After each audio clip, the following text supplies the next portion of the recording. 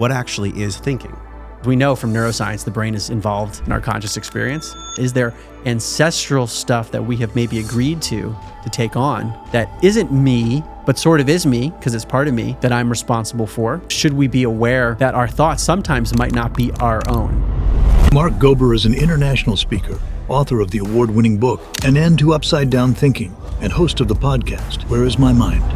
Maybe the brain is picking up consciousness from beyond the body, which means that what a human being is like a vehicle or a vessel of consciousness on one level, and on another level, the body itself might be consciousness. The Institute of Noetic Sciences for the last 50 plus years has been studying the stuff, and I'm now a board member there. The brain's very much related to consciousness, but maybe the brain is almost like a receiver, transmitter, transducer, filtering mechanism, interface, something. If everything is consciousness, then everything is malleable to some degree. And therefore, the way in which we direct our consciousness, in theory, is going to affect reality, because reality is consciousness and nothing's actually physical. All I'm experiencing is a sensation in my consciousness. So if consciousness does not come from the brain, where does it actually come from? So if consciousness does not come from the brain, where does it actually come from? Well, I don't know the answer for sure, but one hypothesis is that consciousness is the basis of all reality. And we get into very paradoxical territory quickly. So my favorite analogy comes from a philosopher, Bernardo Kastrup. He says that we are like whirlpools within a stream. So there's the individual Mark and Josh and everyone else, but we're connected as part of a broader consciousness. So we're automatically in paradox territory because you exist as an individual and you don't at the same time. And I give that preface because I want to tie it back to the brain, your question, because we know from neuroscience the brain is involved in our conscious experience. Like someone gets in an accident, damages the part of the brain responsible for vision. Their vision changes, and we can say, look, the brain changed here, your vision changed, strong correlation, brain's involved.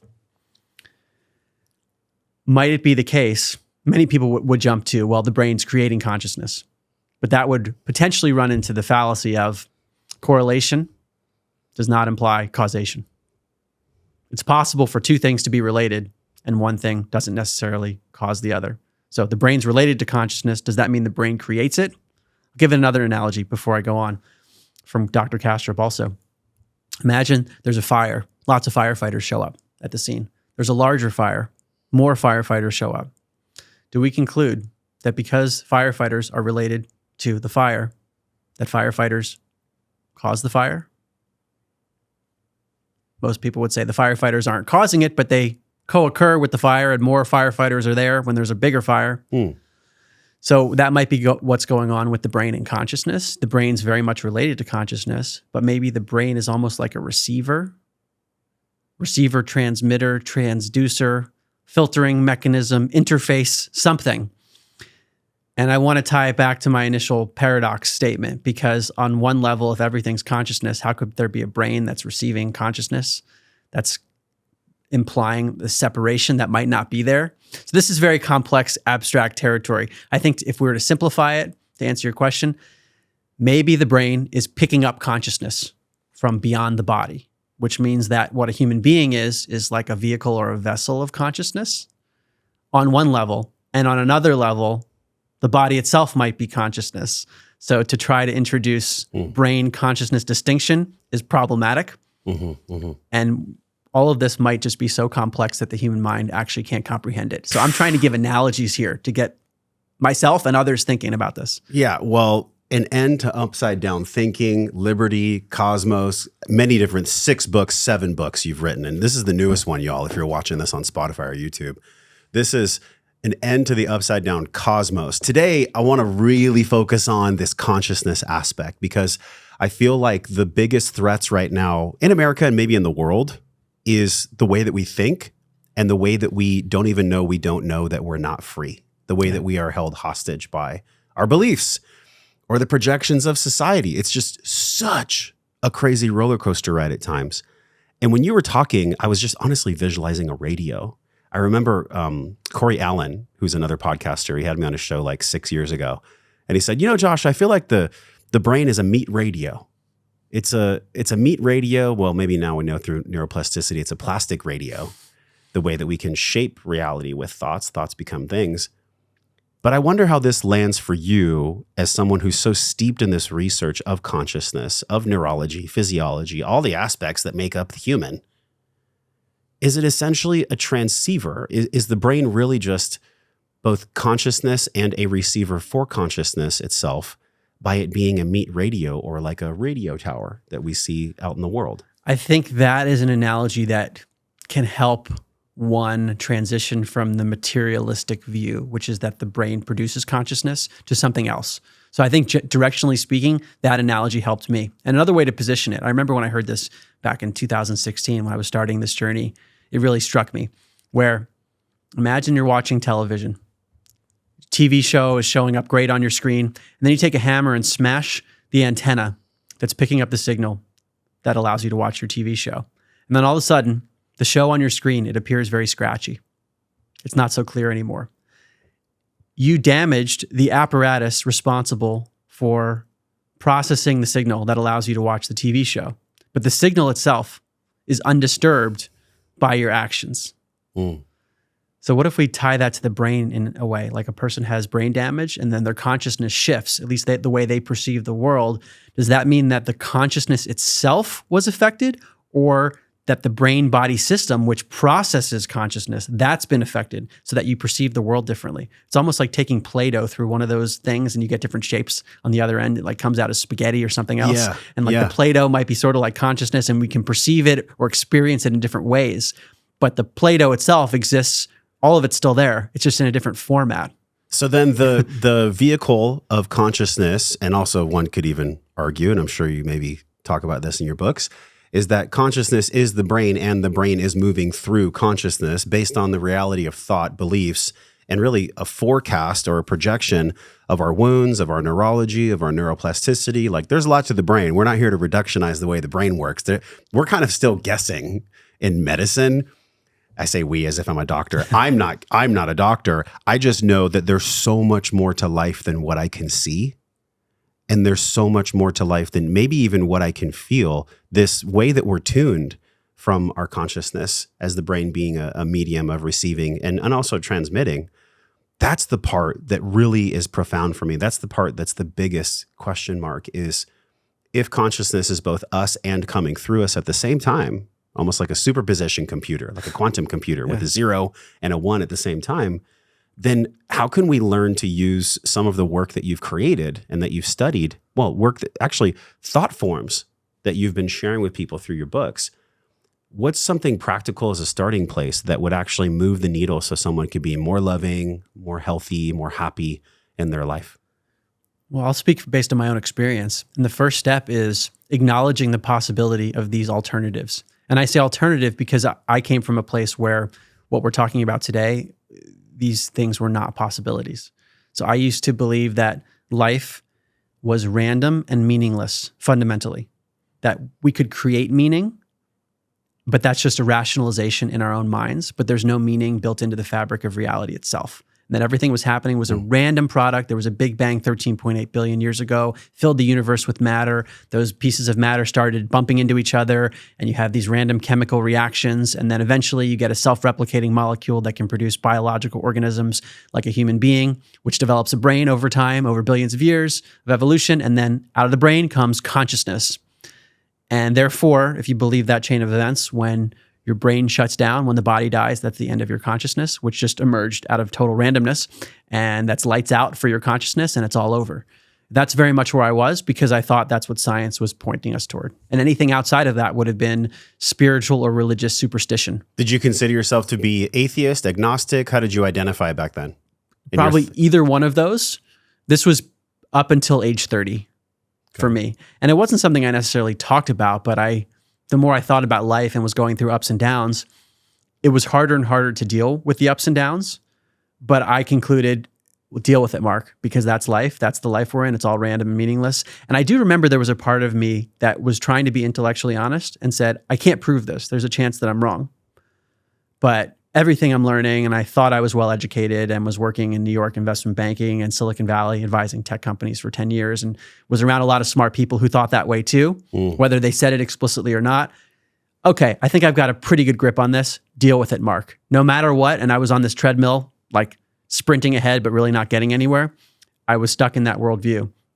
And then in 2016, while I was still working at my firm in Silicon Valley, which I've since left to do this other stuff full time, I came across podcasts, actually, not looking to change careers or anything. Initially listening to Tim Ferriss talk about psychedelics and talk about sensory deprivation, float tanks, and also just Tim Ferriss talking to venture capitalists, which was more my world.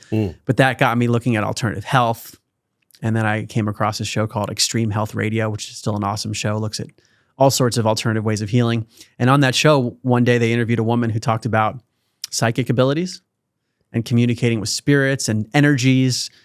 And this was on a health show. I'm like, what's going on here? And it didn't change my life in the moment, but I was intrigued enough to listen to that episode. And then I listened to many other episodes like it on that woman's show. Laura Powers is her name, and she has a show called Healing Powers. And she had a bunch of really short, punchy episodes where she was interviewing all sorts of people with different backgrounds that were describing this view of reality that sounded very mystical and very foreign to what I knew. And I give this story because as I was learning this information and just considering the possibility, I wasn't saying this is all real. I mean, I was actually saying, are these people delusional? Are they lying? I don't think they're lying. They sound genuine. I was going through all that. But as I was opening up to the possibilities, my life started to shift. What was the biggest way your life started to shift? It was almost like you were Pinocchio and you found out that the island was going to make you grow nose and ears, right? We get tempted by things, not all spiritual, which we'll go into. Not all spiritual teachings are safe. Not all spiritual leaders are healed. Absolutely. And I'm not sure everything that I was hearing was necessarily accurate and not the product of a delusion or something. But I was triangulating a lot of data points and there was overlap. So I'm like, okay, what's going on here?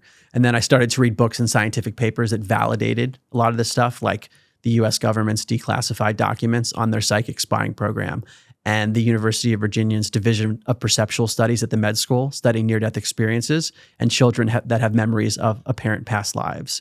And the Institute of Noetic Sciences for the last 50 plus years has been studying the stuff, and I'm now a board member there.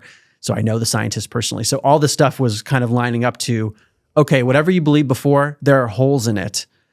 Open up to new possibilities.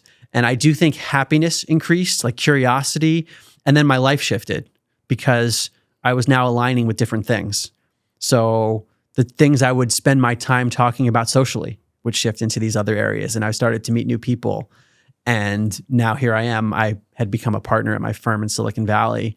And as much as I enjoyed the job and learned so much, it just wasn't aligned at a certain point. Was that hard to let go? Yes. How so? Hard in that I had spent a whole career getting to an amazing point in my early 30s, being a partner at this firm, having a great future ahead on paper, but then also feeling energetically pulled to these other topics because at that point I had written one book and done a podcast series and knew that I needed to pursue something. I didn't know what it was going to be. And it's led me now into new areas. So it was very difficult to let go of this thing that I'd invested so much into. And this firm, when I first started my career in New York, I was at a large investment bank called UBS. And I was there during the financial crisis. So I was a drop in the ocean for this massive global firm. The firm I joined that I ended up leaving, it was a new firm that spun out of a large firm called the Boston Consulting Group. And they formed this small group out of that I joined. And I joined the company very early on. So I felt a lot of loyalty to everyone there. And I helped, even as a junior person, at least working with client relationships over the years and enjoyed a lot of what I did there. But then at a certain point, I was pulled in a different direction. So I had never done anything like that before. To say, and I didn't have many people around me who could necessarily advise on this. If you can imagine coming from that mainstream world. Yeah, this is not the topic of conversation during like black line, red line meetings. This is not what people are talking about. You probably were ostracized in the beginning when you brought some of these topics up, yes?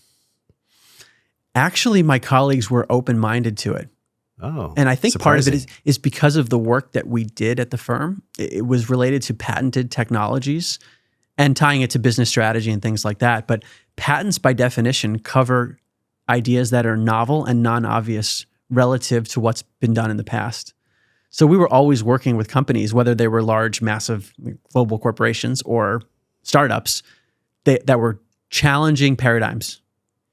And we saw over and over again the patterns of this is what the mainstream did. This is what someone came in with a new idea. This was the pushback from the mainstream. So I think that openness was inherent in a lot of the minds of the people I worked with.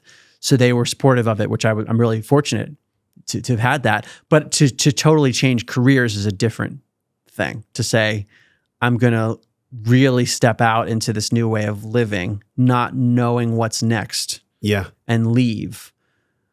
A lot of people around me probably didn't understand that. There's got to be a massive why, which that's the only word I can think of right now, but it's a deeper soul resonance in you that I'm curious about learning about. Yeah.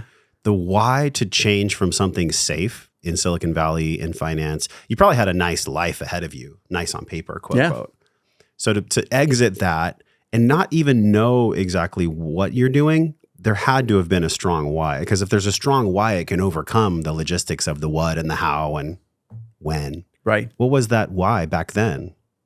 I think, and it's a similar why I have now. And it gets back to your question of how has my life shifted since going into all this stuff. The why is, well, why do we exist at all? Because the answer to that question will govern our priorities and our decisions. And I don't know the full answer to that.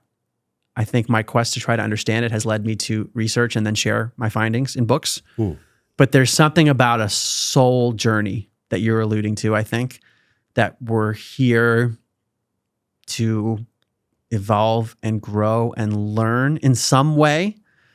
I know there are lots of different takes on that, but there's something, even those who believe that we live in a deceptive place and that we're just trying to escape it, even that process involves learning how to discern.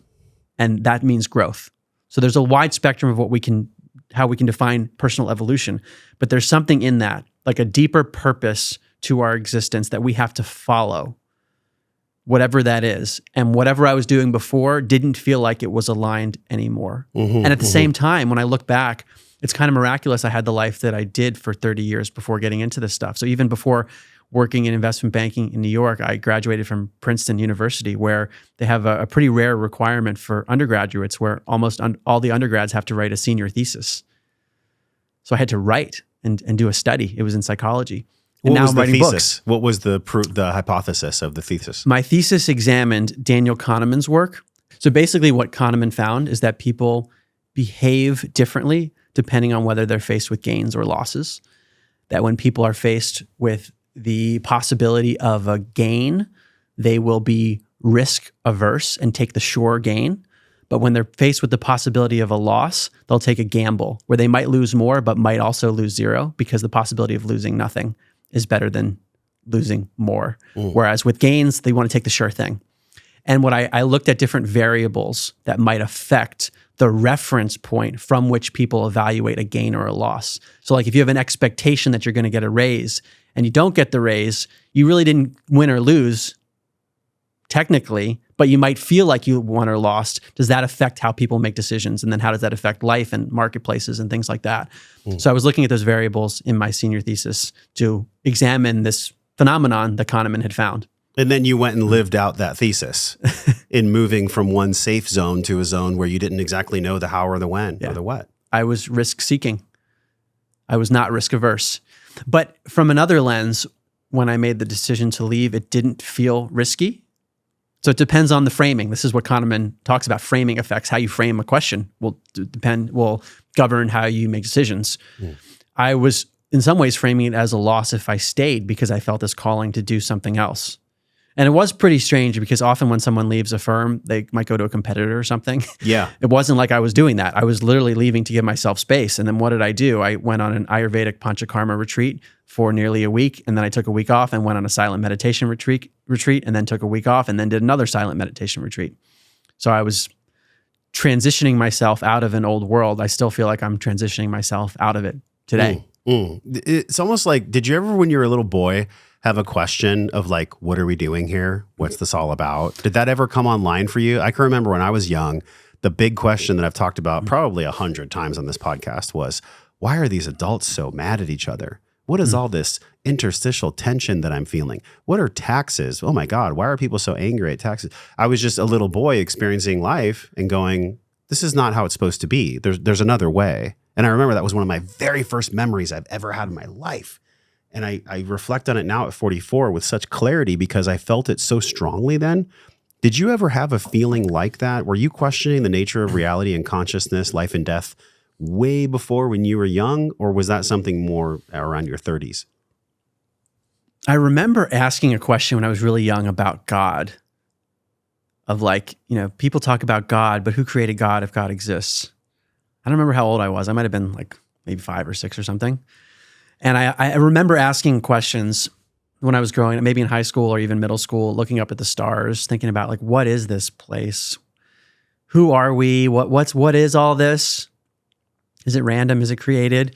So I did have cosmic questions. And also, even college years and post-college years, I did have a lot of friends who would say things like, where are you from? You kind of think differently. Interesting. Even though I was doing the mainstream stuff, there must have been hints where I was looking at stuff differently or asking questions. But then I was forcing myself in many ways to fit the mold of what I put myself in. Because even when I started working in investment banking, there was a part of me that felt from day one that it was not fully aligned. Yeah. Like day one in New York during the financial crisis of 2008, sitting there at my desk, staying up until like 5 or 6 in the morning working on a financial spreadsheet. And I didn't know what was going on. And that was just day one. I'm like, is this the amount of stress coming from that, of not wanting to get fired because they were firing people, and also wanting to do a good job, not seem stupid. And then continuing to live that out of not feeling fully right for so many years. There was probably a part of, whether you want to call it a soul or whatever it is, that was telling me there was something else. And yet I needed all of that to be able to write these books and have these conversations, because so much of my profession became presenting to boards of directors and senior management teams who needed the synopsis. To give it to me quick and don't make any mistakes. And if we need more details, give me all the reference points and create narratives for me so that we can understand it. And that's what I do now. So even though it didn't feel perfectly right, I learned a lot and I can use it today. So in hindsight, my life makes sense. Do you believe that we are truly in a school for souls? I'm not quite sure, but there's some element of it that I think seems true. What element? Healing journeys. That's what sells me on it more than anything. And I wrote about this in my book, An End to Upside Down Medicine, where I was questioning the nature of suffering at that point even more. That came out about a year ago, 2023. And I was like, there's so much darkness here. Are we suffering to learn, or is this just masochistic? Because some people believe that our suffering is feeding demons. And maybe there's some elements of that. I don't know, like they pick up our energy. But then I see the healing journeys over and over again in people where they overcome something. And as a result, the suffering led them to grow in ways that ended up being very beneficial. So an example, Anita Morjani, famous case. She had a near-death experience when she was in a coma, tumors all over her body, and she had revelations. Her consciousness shifted as a result of this near-death experience. She encountered her deceased father and reconciled things there. She realized things about her own consciousness where maybe she was too judgmental. So she resolved conflicts in her consciousness and came back. And who knows what happened energetically in these other states? We don't know. But her tumors disappeared. And now she's a much happier person. She speaks all over the world. She's changing lives. She went through a lot of difficulty in that. And that's just one example out of many. I could take it back to I was a competitive tennis player and played college tennis. Think about suffering in that context of, I'm out there training. Sometimes we'd have training where there would be a vomit bucket after sprinting around the track because we were in that much pain. But then I got a lot better through that. And that training allowed me, if I was in a competitive match where things were on the line, I was able to perform because I put the training in. So how do we reconcile that? There was suffering. I didn't always want to be doing those early morning workouts, but then I got a lot better. So when I look at it from that perspective, I can see that in myself, that my hardest moments, in the end, if I look at it years later, I can rationalize it a bit more. Wow, that actually led me on a better path. So sometimes the way I've described it is, it's like we're walking through a maze and we can't see that far ahead. But if we had a helicopter's perspective, we could see the full maze and understand the full picture of what we're going through. But then if we knew the full maze and we could see the whole game in totality, then maybe we wouldn't enjoy the process of learning and pain and joy and ecstasy of the game itself. The observer effect, if you will, from the great documentary, What the Bleep Do We Know? Right. Is it a particle or a wave? Well, it changes when you look at it. That's the thing that boggles my mind and just confuses me at times, where when I watch something, the act of me watching it changes its natural movement. It's so surreal. Right. So that's wrapped into my next question as well. And that is, if you could see the maze and you knew you could watch it, would the act of you watching it, in other words, is what we saw in What the Bleep, is that real for you in your 7 books and the deep journey you've been on? Is What the Bleep real, the particle and the wave? Well, let's think about it from the perspective of where we started. If everything is consciousness, then everything is malleable to some degree. And therefore, the way in which we direct our consciousness, in theory, is going to affect reality, because reality is consciousness and nothing's actually physical. We interpret physicality like this seems like it's physical, but really, what is it? These are noises I'm hearing in my consciousness when I bang the table, and the sensations. If I close my eyes, I feel something. But the notion that there's a hand in a table, that's all reverse engineering and mental gymnastics based on my perceptual organs. All I'm experiencing is a sensation in my consciousness. So when we get that deep, then sure, our consciousness is going to affect reality in some way, because it's all consciousness. And then it's probably way more mystical than that. Yeah. I think it's more mystical. And look, you guys, forgive me. I'm going to tell Mark this story. I know you've already heard it. And maybe if you're listening or watching for the first time, you haven't heard it. And this is a really profound story. I was 11 years old, 10 or 11 years old, Mount Helix, La Mesa, California. And my grandfather, Mauro Joseph Padalino, he stops me in the house and he says, "Josh, you going to church?" And I was like, "No, Grandpa, I don't."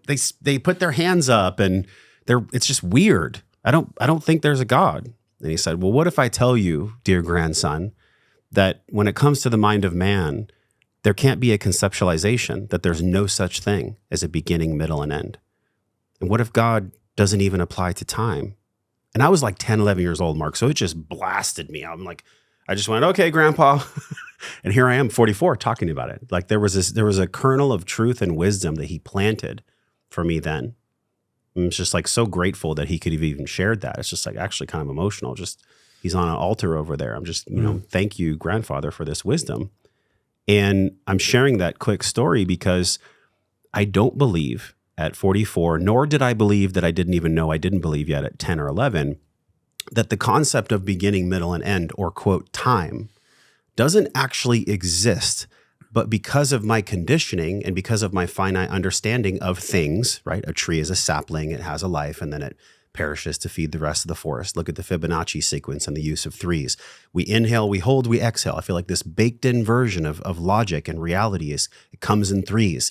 You come to the studio, we record, then you leave, right? It's like there's so many things in life that have this inhale, hold, exhale, or beginning, middle, and end. Yet from the creator, from the thing that created us, whatever that is, whatever mystery that is, and I just honor that mystery of God so deeply, because I don't think God is a bearded dude in the sky. I think God is something that I could never actually understand. I do my best to know God, have a relationship with God through my spiritual practice, but I'll never actually understand God. Because to try to understand God means that I am actually fabricating my own mental thought process and putting my words spoken through my body in vernacular that somehow can describe the magnificence of God, which isn't even ever possible. What do you make of this, that there is no beginning, middle, and end? Yeah. Sequence is an interpretation. That's the way I would put it. So sequence of past to present to future, beginning, middle, end, is a construct of the mind, if we really break it down. Because if we think about the past, it is a thought, literally. It's a memory. Exist. It's a memory. Right. We hold it. It's an inference that we make. Yeah. But it's just something in our mind right now, and the future is the same thing. It's something we hold in our mind right now, and the present is something we hold in our mind right now. So is there just an ever-present now? I mean, David Hawkins, one of my favorite spiritual teachers, he talked about this analogy once of shining a light through a prism, and you end up with this big hologram, and you can look at the hologram from different angles, and you could interpret that as different points in time within a oneness that you could interpret as sequence from looking at those different angles, but really it's just one light that's shining in something that we can interpret as something other than one. Every time I hear Hawkins, either directly or indirectly, I'm upgraded. Every time. I've never heard that, and I feel like I'm a Hawkins aficionado, which obviously I'm not. What book did he talk about? He said that in a lecture. It was a YouTube video. Okay. Actually, I'm not sure where it is. Because that was not in Letting Go. It was not in Power versus Force. It was not Eye of the Eye. It was something else. Yeah. Yeah, I love, on the screen right now, y'all, is the Hawkins map, right? Which definitely, I'd love to blend these two pieces together. Hawkins obviously has been a huge influence for you, right? Yeah. Among other spiritual teachers and metaphysical teachers. But on the screen right now is the ladder of emotions, right? And when we're stuck at the bottom, which is being highlighted on the screen, the lowest frequency is shame. The lowest possible human emotion or frequency, energy in motion, is shame. And I find that a lot of these concepts can get so esoteric and so intellectualized at times that people go to apathy or shame or grief or disgust or these lower level emotions when trying to understand or just be in the joy and harmony of the fact that we're here, that we're playing a game, that this is a school for souls or a game for, great people. Who knows? We don't know yet. And I'll get to the question, I promise. I feel like when we get stuck in the lower levels of emotion that Hawkins has so brilliantly stated, and I mean, this is a teacher that had, I think it was 40 years, 50 years he was doing the work on himself. And he was a psychiatrist before his awakening. So he really, I mean, this is like probably one of the most powerful souls to ever educate us on the metaphysics of the body, the biology of the body, the neurology, and the way we experience emotions. Like, I just have so much deep respect for Hawkins. Yeah. So that's why it was on the screen before. The question for you is if it's a school for souls, if it's a game for great people, then how does some of the premises or some of the ideas you're presenting in your work, how does that allow us or afford us to not get stuck so often in the lower frequencies of what Hawkins is presenting? Many of those lower frequencies come from assumptions about the way reality works. So if we can even ask little questions about the way reality works, we might get less stuck in those emotions. Yes. That's been my experience. So the emotions that you described, they all still come up for me, those lower level ones. Oh, you haven't escaped those yet? No, definitely not. It must be your humanness. Yeah. They come up all the time, which is frustrating because when I first started this and I would hear people in these enlightened states, I wondered maybe I'll be able to avoid those lower states. But the spiritual journey seems to be one that is upward trending, that has peaks and valleys, sort of like a long-term stock price chart. Like if you invest in the stock market over time, you make money, but it's like jagged on the way up. Same with entrepreneurship. It's never a linear line. No. It's always got crazy pitfalls and highs and lows. But the lows, I find, I can contextualize them in a different way. I can almost step outside of myself and observe myself and say, what's really going on here? It doesn't necessarily make it less painful sometimes, but maybe it's the duration is lessened, or the intensity for a shorter period of time isn't as intense. And that comes from the questioning that I wasn't doing previously. Of one of those negative emotions comes up, or the negative sensation, and I'm able to stop myself and say, what is actually going on? That process of stepping out of my looping, something I didn't do before. The practicality of this is awesome because it's 2025 and it's January, and a lot of people have had these massive health declarations. I'm going to lose 80 pounds this year. I'm going to commit and do all these things. But a lot of those things are just words. They're broken promises. And I think people know it from the start. They don't actually believe it because they're trapped in these lower frequency of emotions. So I'll go back to the question again, especially in an end to upside down thinking. And I'm holding the book up right now to the camera for Spotify and YouTube. So dispelling the myth that the brain produces consciousness and the implications for everyday life. What is the implication that you're presenting? Maybe there's many, but what is the strongest implication about consciousness that can actually allow us to play a better game, Mark? If life is a game, how can we use some of what you're teaching us in the end to upside down thinking that allows us to play a more fun game, a more liberating game, a game where we're experiencing the higher frequencies on the Hawkins scale? To me, it all comes down to thinking about who and what we are. Are we just a sack of meat that's here for a short amount of time and then the person dies and that's the end? Or is there more to the individual? And maybe there was something before this life that we don't have normal access to in our memory. And maybe there's something after this body dies that continues on in some different form. Like that questioning alone and seeing that there's evidence for everything I just said. I don't think there's ever definitive proof for anything, but there's a lot of evidence suggestive of those things. Then how would we think about living and how would we think about our decisions if we had this longer time horizon? and that there's more significance to our life than maybe we're taught in conventional education. That's like the first domino where if any of that is partially true, every decision, every thought takes on a different meaning. And I think the trajectory, like I said, is ultimately positive, even though there can be some jaggedness and difficulty along the way. Well, same thing when you hike Mount Whitney. I mean, when you go to a higher plateau of being or thinking or viewpoint, it can get gnarly. Like I remember we were hiking up. It was my third time. I actually didn't make it. I got high altitude sickness. And I was so committed to making it. I was with all my friends. And the analogy I'm making is as we ascend in our awareness or as we ascend in our consciousness, we will face unique challenges along the way, is what I'm saying. And I actually had to swallow a humble pill, walk all the way down to 8,000 feet and reacclimate. My body just couldn't. And I had already summited 2 times before.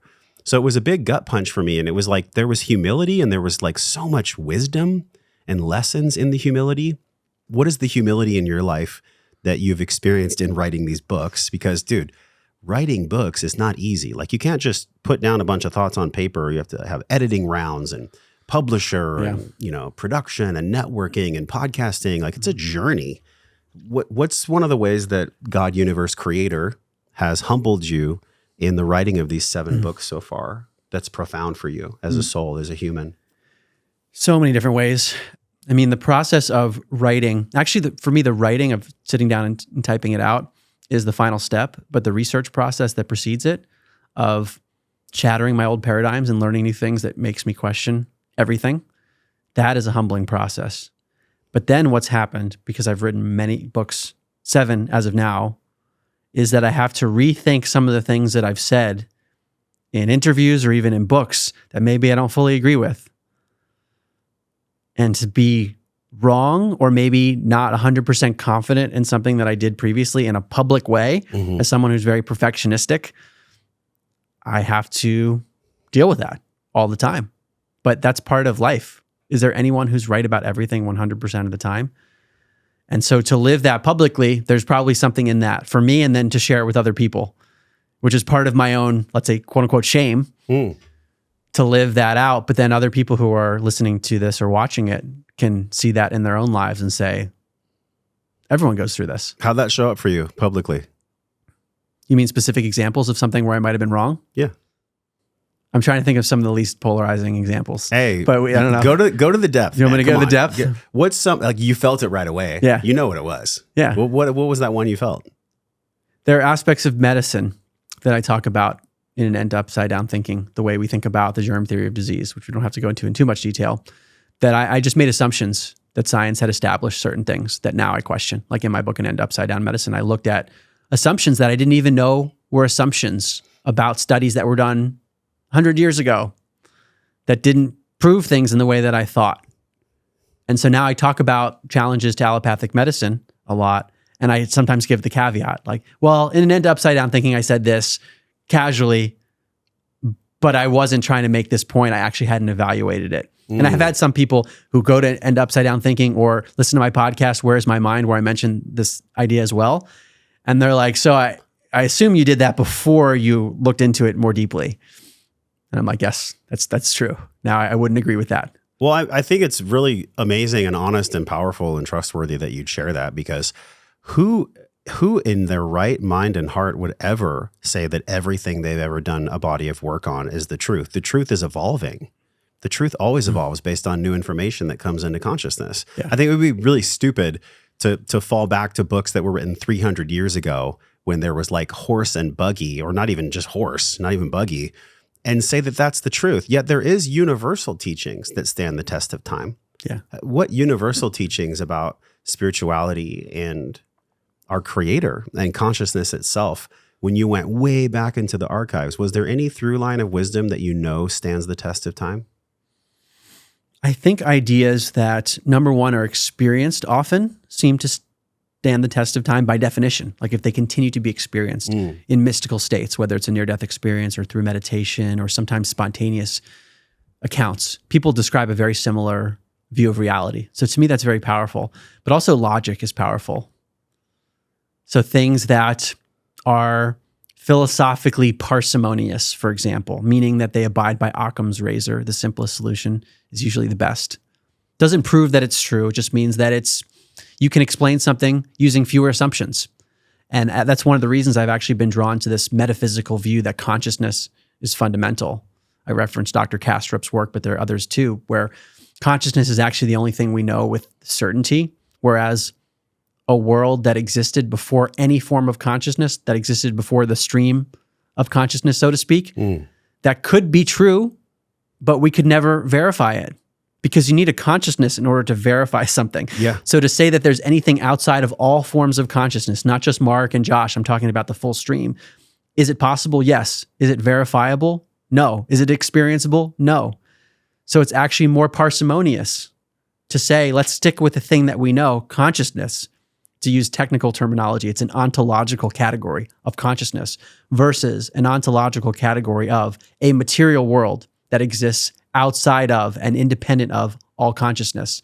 We could never know that category of existence, whereas we can know consciousness.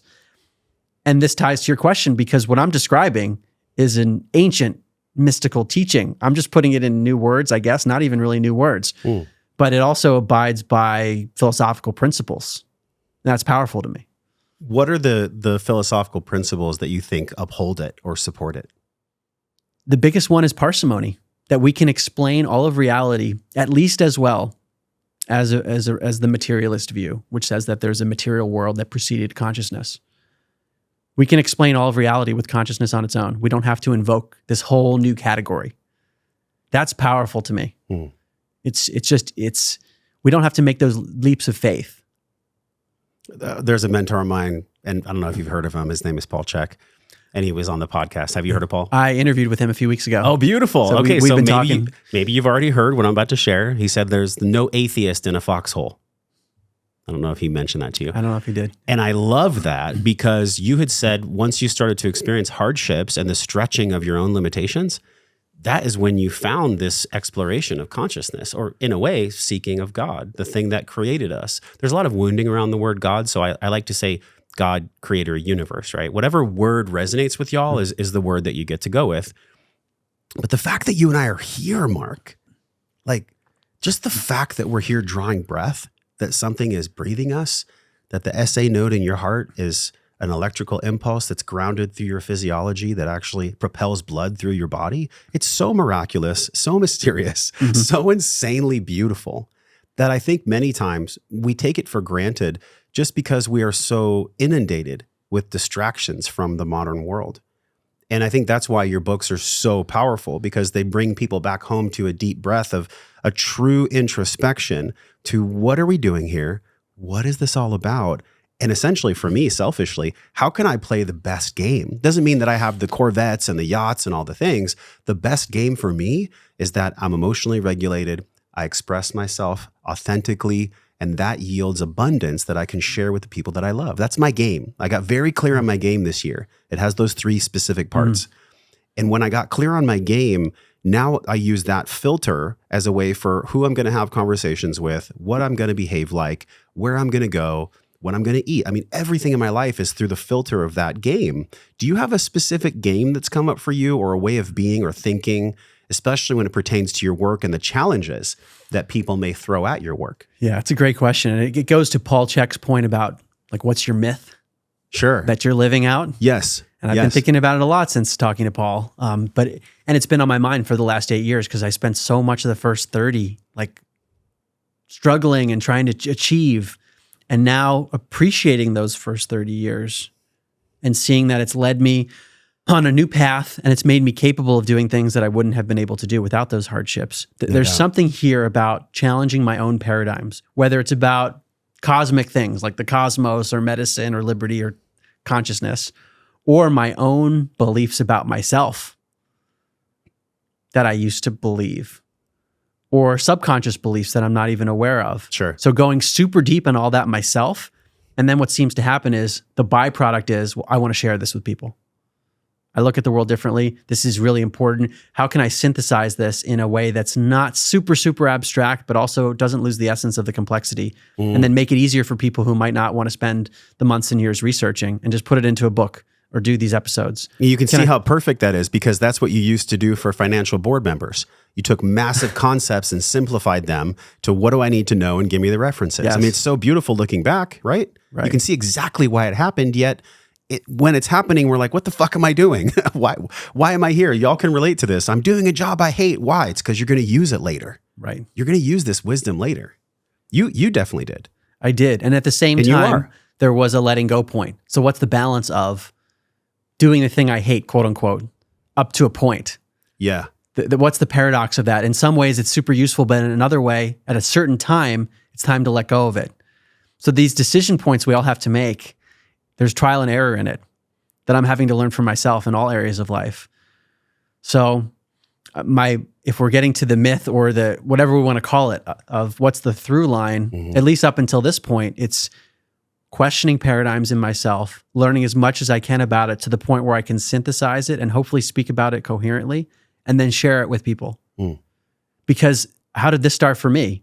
I mean, we could get metaphysical. It started at birth, but from a more localized perspective, it started with me listening to podcasts and then also having dark nights of the soul where I was on the treadmill and thought I was following everything I should have been following largely, and I still was not satisfied and not super happy. I felt like I was a zombie. So how can I use all of that and then make my own life better and then help other people in the process? There's something there in my journey so far. That's something for me was going back to the question when I was a kid that I shared. What's all this pain? What's all this existential energy? What's all this torment and torture? And like, why do people suffer essentially? Which is like the key question of the Buddha. And then there's a Buddha inside of all of us, you know, that there's the energy of love or Buddha-ness emanating from you. It's just coming through your unique point of consciousness or your soul's expression. What I'm saying is we all have a beautiful story to share, but I think what gets in the way of that, and I wonder how you feel about this, is our own perceived limitations of what's possible for us and others. And those ways of thinking are imprinted really early, Mark. And they may even happen intergenerationally as well. If you look at Mark Wolyn's work, it didn't start with you. If you look at the trauma that a baby experiences inside of the mother's womb, where he or she comes out with hypervigilance because their neurology is actually coded for war. I mean, it's just absolutely insane how we can follow the only line of thinking is positive thinking. There's so much to unpack before we put up this kind of pseudo-safety bullshit of good vibes only. How do you make sense of the things that happen to us versus the things that happen for us? I know it's a language play. It's very powerful in neurolinguistic programming to speak in the affirmative, speak from the I. How does Mark make sense? What's your sense-making process around things happening to you or things happening for you? I've started to take more responsibility for the things that happen in my life. I would say that's step one. Rather than poor me, that I played a role in this. It's a trap. I played a role. Yeah. Otherwise, we can get stuck in the world it's a victim mentality that's actually not helpful. But at the same time, if the victim mentality comes up, I think there is value in allowing it to be there and then running its course. This is a David Hawkins technique. He used this with regard to pain, but really any emotion. He would say, if you're feeling something, that means you're not feeling enough of it. So let it go. Let all of it be there. So if you're angry, be as angry as you can be in a safe way. So don't like punch someone necessarily, maybe punch a pillow or whatever it is for you. And if you experience it fully, it will run out and you don't need to have it anymore. So I say that with regard to victim mentality because that can come up in us to say, well, poor me. Okay, let it be there. And then eventually it runs out.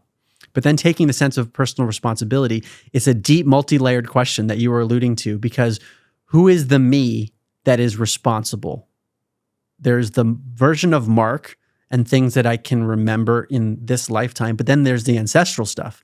And like family constellation work gets into that. Is there ancestral stuff that we have maybe agreed to take on that isn't me, but sort of is me because it's part of me that I'm responsible for? And then when we get into the even deeper metaphysical stuff like past lives and between lives, and I mentioned the University of Virginia before, there's real evidence to suggest that there might be something to this. And to give more weight to that, there are some young children studied at the University of Virginia who have birthmarks and physical defects in their body that align with the way that they talk about having died in the previous life. And the researchers sometimes can find medical records that find like, yeah, this person died in this way. And the deformity you have on your body or the physical defect or something actually correlates very strongly. So if we're talking about personal responsibility, how do we tie that to it? Because maybe it's a continuation of a soul or something, or if it's all simultaneous, we get into language issues of, is it really a past life or simultaneous? But in any event, is there some continuity with you, even though you might not remember everything that happened in the past, that still is responsible, but can't create the causal link for why you're responsible for it? Well, that makes sense to me. This is why alcoholism, obesity, and addiction runs through multi-generations. Like there's phrases where people say, well, we're the Smiths, we're addicts. I'm just like my dad. Even what I'm asking and what I'm getting at is the way that we use language stems to a belief that's held in the unconscious. And the unconscious, which, you argue that consciousness doesn't happen in the brain. It actually happens outside of the brain. The brain's both a transmitter and consciousness itself. How's that for a paradox? But the challenging part for me at times is I get so caught up in trying to play the best game that when I experience challenges, I want to go back and connect them to my generation. I want to, at times, blame my mom, blame my dad. The higher version of me, the more expanded thinker in me, with a higher vantage point, can look at that and say, well, that type of thinking just disempowers me. It doesn't actually make me a more powerful guy that can play the game better.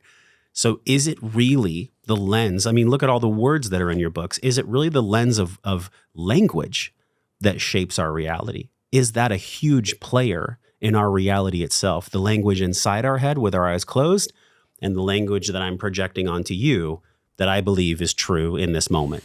Is language the ultimate beacon of truth for consciousness? It's a really big question, because when people come back from mystical experiences, near-death experience or otherwise, psychedelics, often they say, there are no words to describe what I experienced. I can try with language, but it will distort the experience. The term is ineffability. It's like the number one thing in near-death experiences. So these are when a person is almost clinically dead or sometimes clinically dead, and then they're resuscitated and they come back and they have this elaborate experience of expanded consciousness, like sometimes 360-degree vision. Sometimes they were shown visions of the future that turned out to be true. Sometimes they actually saw things from above their body that are validated when they're resuscitated. So verified memories during an out-of-body experience. So crazy stuff. And they'll say consistently, it's ineffable. I can try to use words, but if you haven't experienced this, you're not even gonna know what I'm talking about. So it gets to challenges with the nature of consciousness itself. Can we use words to describe the nature of reality if the reality is consciousness? So we're dealing in approximation. The word's always gonna approximate what's going on. And how much is that distorting experience? And yet at the same time, we need to communicate.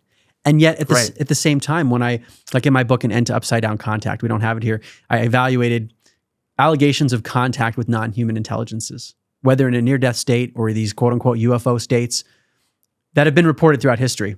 Often what happens is that the beings people encounter do not use words. They say it's telepathic communication. And yet the communication was clear. It was mind to mind. Because it's a reasonable question to say, if you encountered a being, how did you communicate with them? Did they have the same language? And people will say consistently, telepathic. So what does that tell us about the nature of reality, but also communication? Maybe we're doing an efficient form of communication as humans. Oh, I would say we definitely are. The majority of communication, and this is like, hopefully I live to 100. That's my goal, right? So I'm approaching midlife. And what I notice is that I spent about 40 years communicating in a very disempowering way.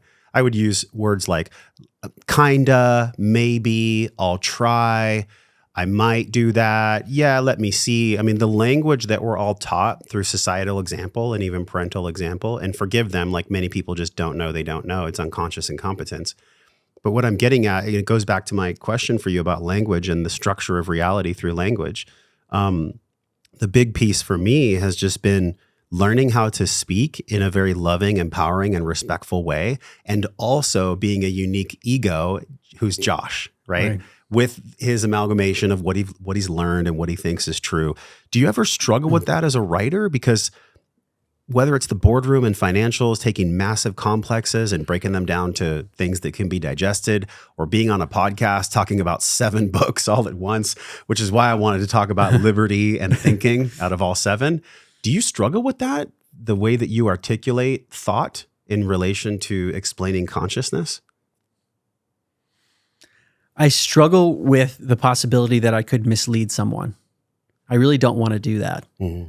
And because of that, I end up not having definitive conclusions.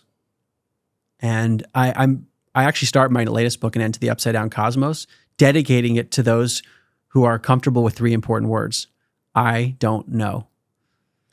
So being super clear on that, because sometimes things can get taken out of context where it's like, Mark, you claimed this.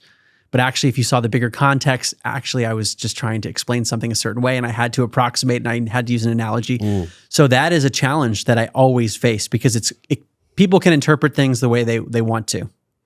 So if we're really talking about thinking, then really what that is at its core, it's the ability to perceive ideas or to understand ways of being, ways of speaking, what our environment is showing us, what our visual cortex is showing us. What is thinking at its core? Like, there's even the thinking man, I believe it's in Rome or some really amazing country. I think, therefore I am. But just the thought of thinking does not mean that you're free, because thoughts are like just information. They're leaves floating out, and it's only when we attach emotion to a thought that it starts to become real. What actually is thinking? If we're going to know the right side and the upside, what is thinking in its own way? Yeah, this is another one of those, I don't know. I don't know exactly what it is, but we know we experience thought. And this gets in the realm of such abstract stuff, because a brain, for example, we could dissect it in science and actually point to different parts of the anatomy. But a thought, can we do the same thing? I can't sit there and point to your thoughts, but you're experiencing them, and so do I. I know I'm experiencing a thought, and I know that there's a sense of an I that can register the thought. So we start to get really meta when we break down our own consciousness, because there's an I that experiences the thought. So there's a distinction between self and thought. That's an important distinction. Yeah. But what is it, and where is it coming from? And can we control it? I know there are hypotheses on this stuff, but I really don't know.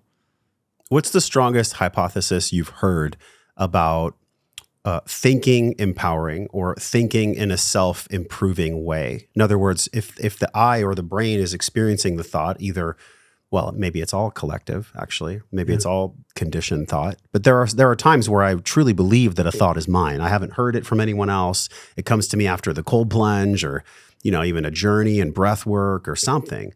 And I perceive it as my thought. I identify with the thought. And then I allow myself to feel emotion, which then is like the lock and the key that allows behavior to happen after the thought and the emotion are felt. But at the core of it, aren't all thoughts collective thoughts that we attach to from the I? Well, let's go back to the basic metaphysical hypothesis we started with. All reality is consciousness. So that means there's one source of everything. There's one cause of everything. So that means that all thinking comes from the oneness of consciousness. And yet at another level, there is the duality of the Mark and the Josh being apparently separate whirlpools within the stream, which is the level at which we're largely having this conversation, because otherwise it's like you can't even have a conversation. Right. It's ineffable. It's ineffable. Yeah. So at that level of the individuals that apparently exist, where do the thoughts come from? And you're reminding me of work that's been done on the science of channeling. There's actually a book on this by Helene Wabe, Director of Research at the Institute of Noetic Sciences, called The Science of Channeling.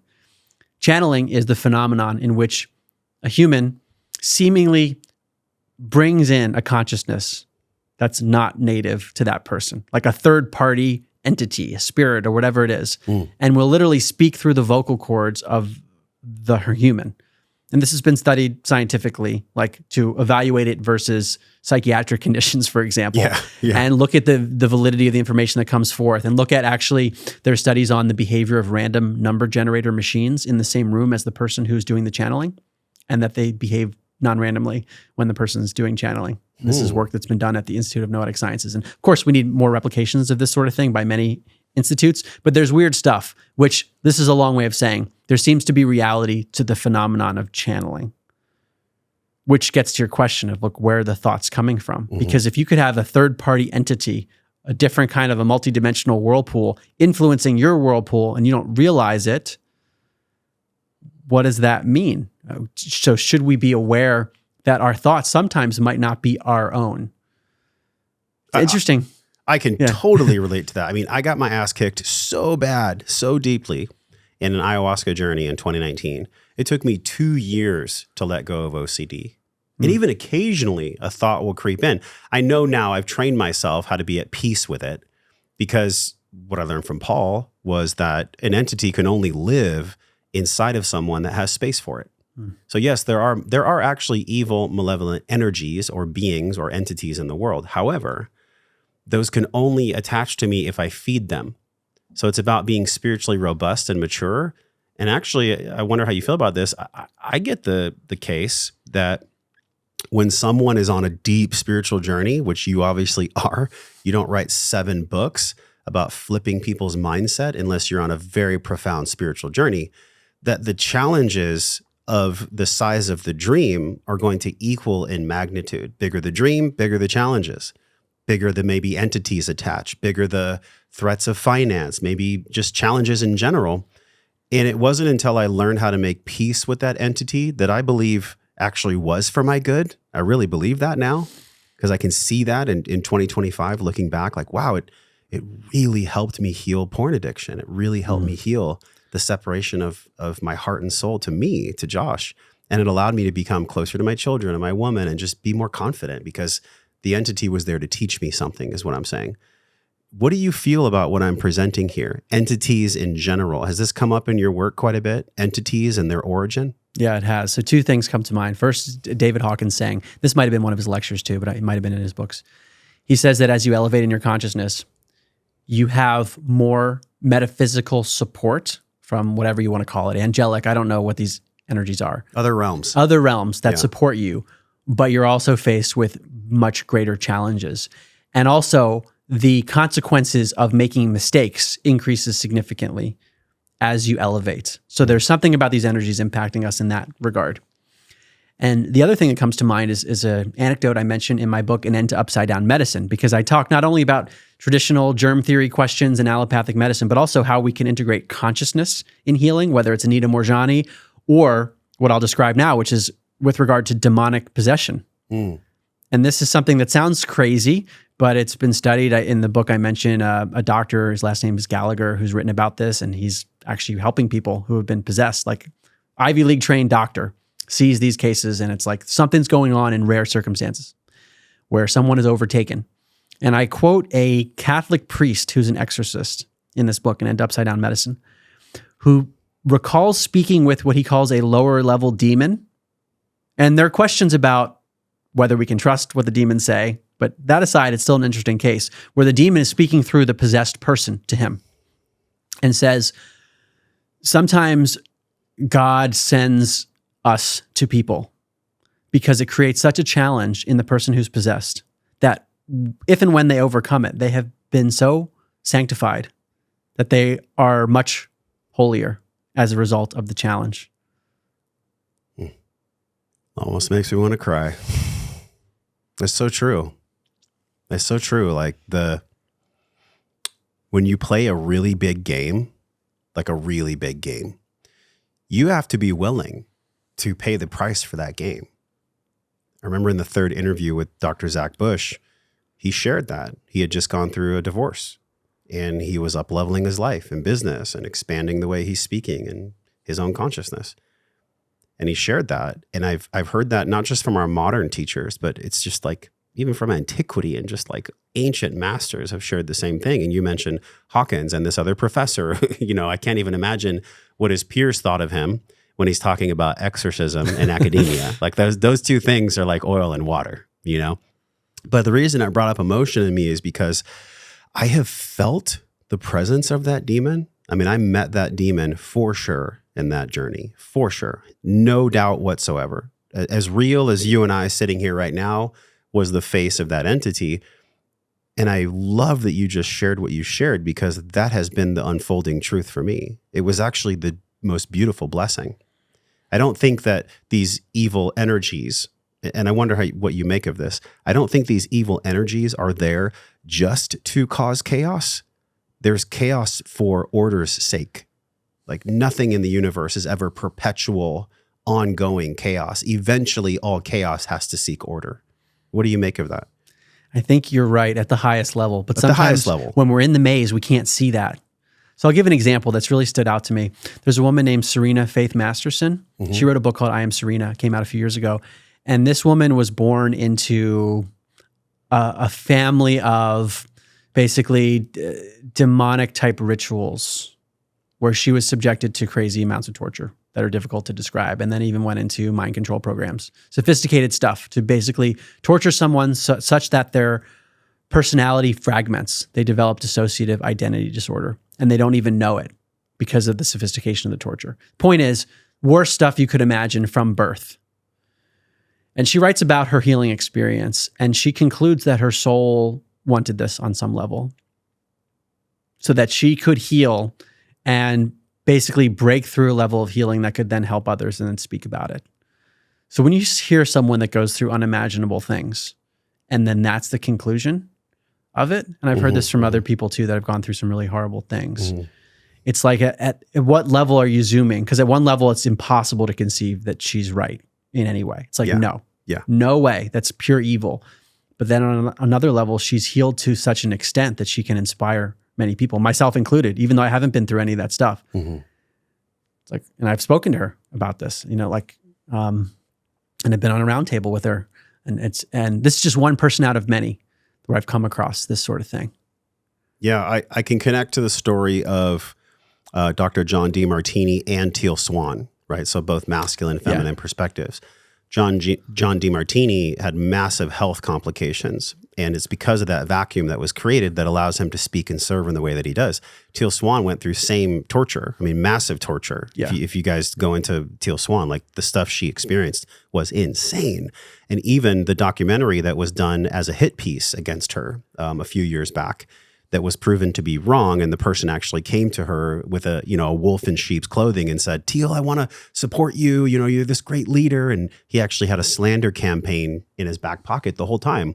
So it goes to the story that you're bringing, not only that Hawkins said, but that I've seen play out not in my life, but in everyone's life that's creating something significant, that's expressing something significant, and that is they have to be prepared for the pain of the responsibility of what they're actually sharing. Like we can't know gravity without no gravity. We can't know dark without light. It's such an easy concept for me to speak intellectualized, but to actually live that through, what a journey that is. Yeah, I'll give an anecdote for you and your audience, because maybe you don't go through exactly what I'm going through, but you can relate, which is that as I write each book, I have to consider the consequences of potentially losing people who used to respect me, because I'm challenging something that I know they don't agree with. And I have to make the decision internally, am I going to go through with the publication of this book? Even after I've written it, I have to take that step. And even after my publishers approved it, am I really going to do this? Because I know certain people who've spoken publicly about disagreeing with something that I'm going to talk about. And I have to go through my own journey of, if I can look at the evidence and the logic and think that it's an important enough topic, then I have to do it regardless of the forces that might come after me and call me names and say that I'm perpetuating a psyop or something like that. Yeah. And be okay with that and be grounded in it. That's been a huge part of my personal journey the last 8 years. I would assume that an end to Upside Down Liberty was probably the most pushback you've received. Maybe not the most pushback, but the hardest one for me. Why? Because politics is such a polarizing subject. And this book came out in 2021, when I was, just generally speaking, challenging the role of government in liberty and making the claim that it is actually something that hinders liberty rather than something that's a beneficial force for society. So some pretty bold claims, especially relative to where I was coming from at the time. I had written the first 2 books, An End to Upside Down Thinking, and then An End to Upside Down Living, which is basically how you think about living life when you think about consciousness differently. there was an audience that was very supportive of that. And of course, some naysayers, and people thought I was nuts. But many of the people who supported Thinking and Living, the first 2 books, had political leanings, let's say, that were more pro-government and more in favor of the narrative that was being put forth by government, especially during the 2020 era where there was so much disagreement. That's putting it mildly. Polarization is a better word. Yeah. And I knew I was going to step on toes, and I did. And I had some people say things to me very upset about that Liberty book, but I had to go back and forth in my mind, and I couldn't conclude anything other than where I landed with the Liberty book. And I thought, this is super important. But there was a lot of struggle. And I think I built a muscle with that made it easier for me to publish other books, which arguably are more controversial, like the Medicine and Cosmos books. And all of them, I mean, have been more controversial in some ways. But that one in particular really was hard for me. Well, because you're going up against a pretty strong narrative that's funded by, BlackRock, State Street, lots of $1 trillion. It's hard for the human mind to even conceptualize how much $1 trillion is. I mean, it would fill like a football field, with that much cash. But when you have that much energy or perceived energy, which is money is essentially a collective consensus that we agree something has value, therefore we base our economics off of what we agree has value. But it essentially on a meta scale is arbitrary. It's pretty arbitrary. A physical dollar bill, a piece of gold in the ground, all these things. Same thing with nationalism, same thing with tribalism. It's arbitrary. It's just a story that we've had a consensus that we agree upon, yes? Yeah. I mean, the way we do government, it's known as statism, using political philosophy terminology. It's that we have a few people in society who have special privileges over others. It's one way of looking at it, that they can decree certain things that we might disagree with and make those things law, which is essentially they get to define their morality and impose it on other people, even in quote unquote democracies, which I know is a controversial thing to say, but democracy is a form of tyranny. It's where some group of people, the quote unquote majority, gets to impose its will on the minority, even if the minority doesn't agree. So it's a reversal in thinking, because that's not what we're taught growing up in school, which is that government is this benevolent force. And there's certain things that government does, of course, that are very important, and government can do good things. But on the whole, it is inherently tyrannical. That's the case that I make in this book, An End to Upside Down Liberty. It's inherently tyrannical. And then secondarily, and I think even worse, it inherently violates spiritual principles. It is at odds with spirituality. It violates natural law. I have an idea of what that might be, but I'd love for you to expand on that. How does the current structure of politics or perceived liberty completely sideline our, let's just call it, for lack of a better term, sovereignty or freedom? How does it do that? I first want to define the way government operates a bit more, and then I'll go to how that operation violates natural law. Oh, and spiritual law. And spiritual law. Yeah, and that's what this book is, An End to Upside Down Liberty. And I want to preface this by saying, when I was looking at government in 2021 and 2020, I was coming from the perspective of someone who didn't have political opinions prior to that period. Believe it or not, I was totally ignorant. I didn't care. I was so focused on my business life and everything else. And then I was focused on consciousness. Politics didn't matter unless there was a regulation that affected my business. I was focused on that regulation. Otherwise, I didn't care. So then 2020 happens and I saw this polarization. And it was almost to the point where, not almost, if you didn't have an opinion, that was an opinion. So I'm like, where do I stand on this stuff? And that led me to look at political philosophy and like, what is the nature of government itself? What is the state? And it led me to the work of Larkin Rose. He wrote a book called The Most Dangerous Superstition, and also the work of Murray Rothbard and the Mises Institute. There's a lot of great resources at Mises.org, MISES.org, like free books available by Rothbard. And I've spoken there in Alabama, really good stuff on the Austrian School of Economics. I was never aware of this stuff, even like studying economics somewhat at Princeton, taking courses on that. I never heard of the Austrian School, but it led me to a new view of freedom and government that contradicted everything that I believe to be true. Because I held the view that most people have, which is that, look, human beings are ultimately too irresponsible to just live. So we need to have this organization that monitors society. And Thomas Hobbes, famous philosopher, he talked about the Leviathan state that would be there to basically manage society. What I didn't realize until getting into some of these other philosophers like Larkin Rose and Murray Rothbard and Hans Hermann Hoppe and others like them, there's a contradiction here. which is that if the premise is that we don't trust humans to govern themselves because human beings are untrustworthy and warlike, how is our solution any better? Because what we do now is we take a subset of people that we just said we don't trust and are too warlike to do anything. We take a subset of those people and we put them in a position where then they can govern over the rest. So it's like, if you don't trust humans, which is a fair thing to say, then why would you trust humans in a position of power over other humans? It's a contradiction.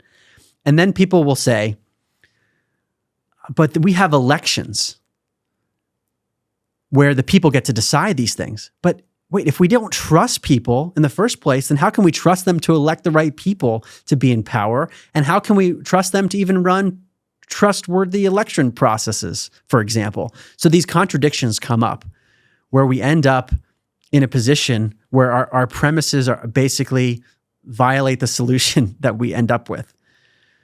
So we end up with an organization that has this basically a political monopoly to tell people to do things that they didn't necessarily agree with. And now we're getting into the area of natural law, where if you don't agree with a law, you find it to be violating your morals. Let's say taxation. You're forced to pay the government a certain amount of money, and the government then uses that money towards something you disagree with. Let's say it's a war. You morally oppose some war and the government's funding that, or some other policy. Is that okay morally for them to take money that you earned on your own? That was your property. They're taking it. Did you agree to that? And now we get into the issue of consent. Arguably, government is a form of implied consent rather than explicit, mutually agreed upon consent, where you sit down together and write a contract and sign it. And this is typically what happens in business. I saw this all the time between service provider and customer. And I use those terms because we don't often hear that with regard to government. Government really is a service provider. It provides very important services like courts, roads, military, police, super important stuff. Yeah. But there are other important service providers in society, and we interact very differently, like a consultant or a lawyer. Think of any good or service in a marketplace outside of government. Often, especially for important ones, you have this contract where you sit down together. This is how much I'm going to pay you. This is how we can terminate if things don't go well. You agree to it, you sign it. With government, we have this quote unquote social contract, which I would love to see, to know what apparently we signed up for, but it's an abstraction. So we end up with implied consent. And because of that implied consent, we can be forced to do things that we didn't agree with. Now we're getting into spiritual territory. Is that okay spiritually? Where I take it in terms of, let's say, inferring what natural law says is the near-death experience. So I alluded to it before, but I want to double down on it because it's such an important phenomenon. I've written about it in all my books. Again, studied by really credible people. University of Virginia's Division of Perceptual Studies is looking at this, and many other doctors. Because the phenomenon is so ubiquitous, it's coming up everywhere. Now that resuscitation technology has gotten so much better, people are coming back from the depths, whereas previously they would have died. And there are ancient accounts that have been recorded, but basically in the last few decades, the number of these cases has increased dramatically because of medical technology. So people come back from these near-death experiences where their body was literally dying. It wasn't just, oh, I thought I was going to die. This is like they're brought back from the brink, cardiac arrest. And they have these profound experiences that changes their lives very often. And sometimes their priorities shift where they end up getting divorced or they change careers. But also physiologically, often near-death experiencers have problems with electronics, like their watches don't work. And there's a joke that if you go to a near-death experience conference, you can tell which people had a near-death experience and which ones just are interested in studying it based on who's wearing a watch. Yeah. Interesting. So this is serious stuff that it's ineffable. So it's hard for them to come back and describe, and they probably sound crazy to people who've never experienced it. But often people have a life review in these near-death experiences. It occurs in 20 to 30% of the cases, depending on the estimates. In indigenous cultures, and this has been studied by Dr. Gregory Shushan, he's looked at near-death experiences in all sorts of other cultures. The life review is not reported per se, but there's often a being that is evaluating the life of the soul, which is sort of like a life review. So the point is that thematically this seems to come up, and it does vary by culture, which is just interesting. But often in, let's just say, outside of indigenous cultures, when they describe a life review, people relive their whole life in a short amount of time. But the kicker is that they become the people that they affected. So let's say we have a life review, Josh. I'll become you. During this conversation, you'll become me, and we'll get to be what it was like to be that person. So what happens is, especially in emotionally charged situations, you feel the way you negatively impacted someone or the way you positively impacted the person. So when I did my podcast series, Where is My Mind?, I interviewed Dannion Brinkley, who's had multiple near-death experiences, and he had multiple life reviews. So each near-death experience, he had a life review. He remembered his combat days in Vietnam, where he killed people and had to become the person he killed and feel the pain of that. So when he was saying this to me, I could tell he didn't want to talk about it too much. It was so painful, still, decades later. So when he came back from his life review near-death experience, he survived it. He changed his life dramatically. He became a hospice volunteer. So in his later life reviews, which he didn't know he was going to have, I mean, he was struck by lightning, has had open heart surgery twice, brain surgery once, and had these crazy near-death experiences and life reviews. He didn't know that was going to happen. But in the later life reviews, he relived the new stuff, not just the old stuff. He did tell me he started from the beginning of his life in each life review. So he had to do the tough stuff multiple times. Wow. But the new stuff of being the person that he comforted who was dying in the hospice, he got to feel what it was like. So what he says and what many other people say is that we are learning something about the nature of reality through these near-death experiences.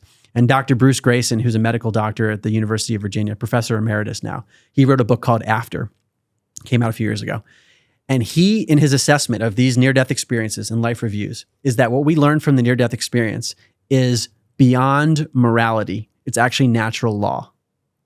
And this is the tie to politics. Natural law, the golden rule, effectively, that the way we treat other people should be informed by the fact that we're all interconnected. As some people would say colloquially, treat other people well because we're all one, or treat people the way you want to be treated. Yeah. I'm hesitant to say the latter a bit because a masochist could say, well, I want to be treated with pain. Right. But generally speaking, the message is love, as trite as that sounds from these near-death experiences. Like that's the universal message, and other spiritually transformative experiences.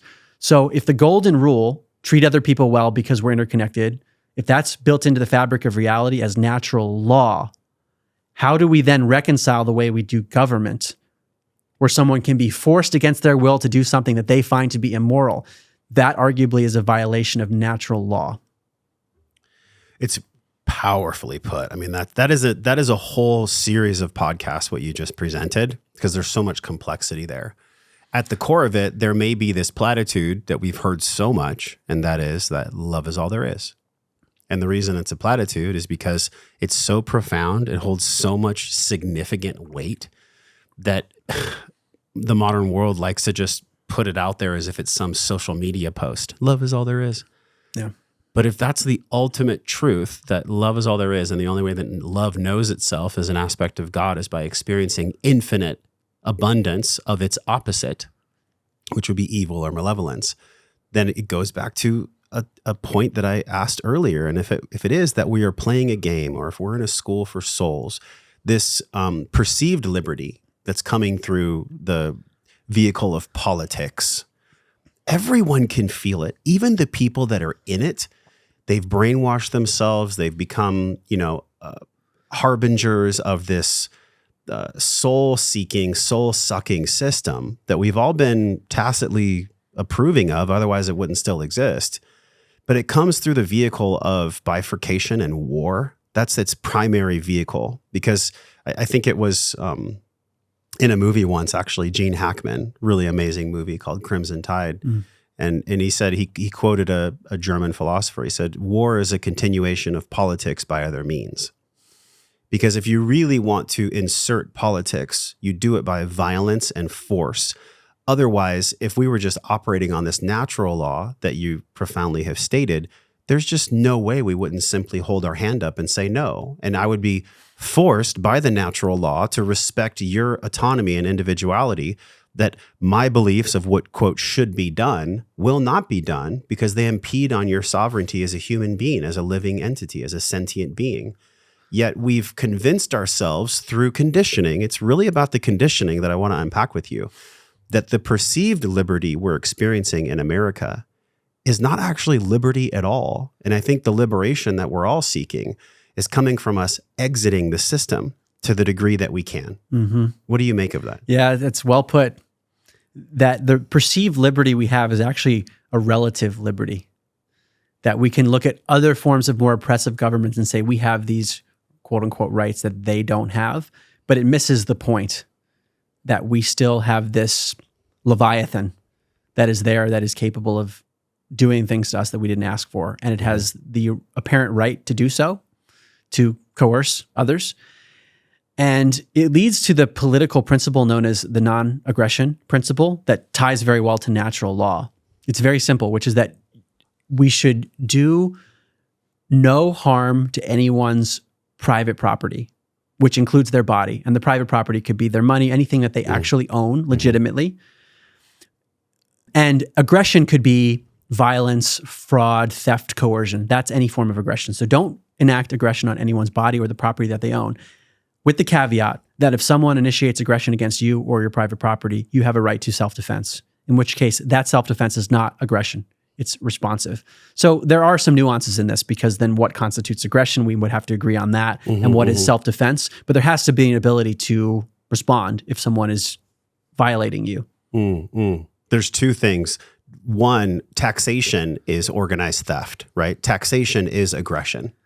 And that taxation actually comes through letters, through threats, through, going into your bank account and taking money. It also does come through violence.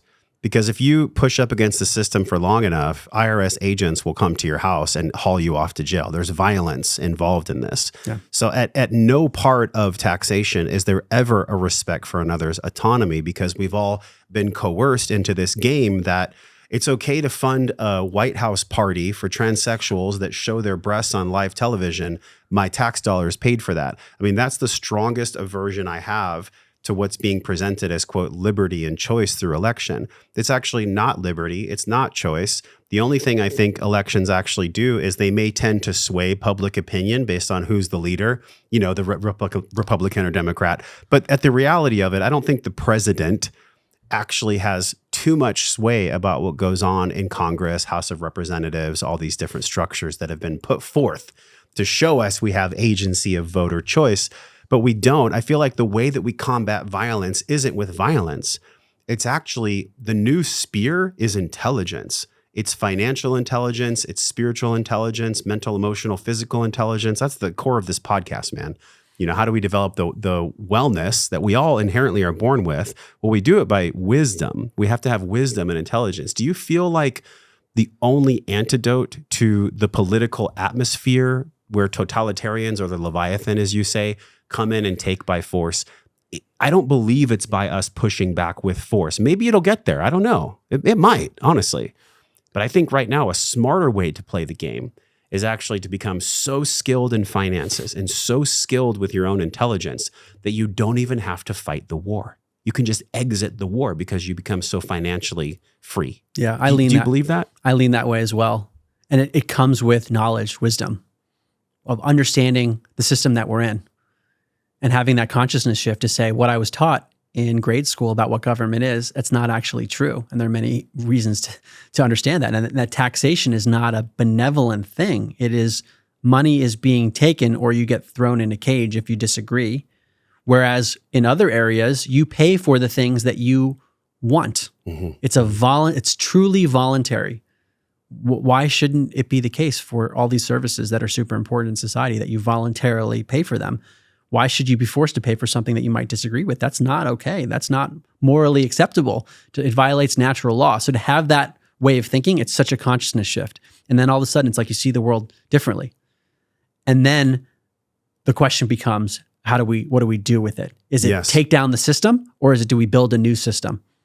We build a new system, and we also become intelligent enough to build that system with us and our families. I'm not saying we need to have a mafia mindset where it's like all about me and my family. That's not going to make anybody win.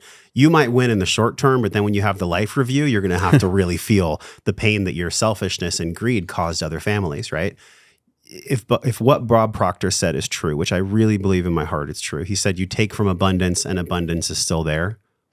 then there is no win-lose game. It doesn't exist. We've all just been cajoled into this game where when I play a game, it means I have to dominate my opponent. So we have this consumption-based mindset where we have to defeat someone in order for us to win a game. That's at the core of politics.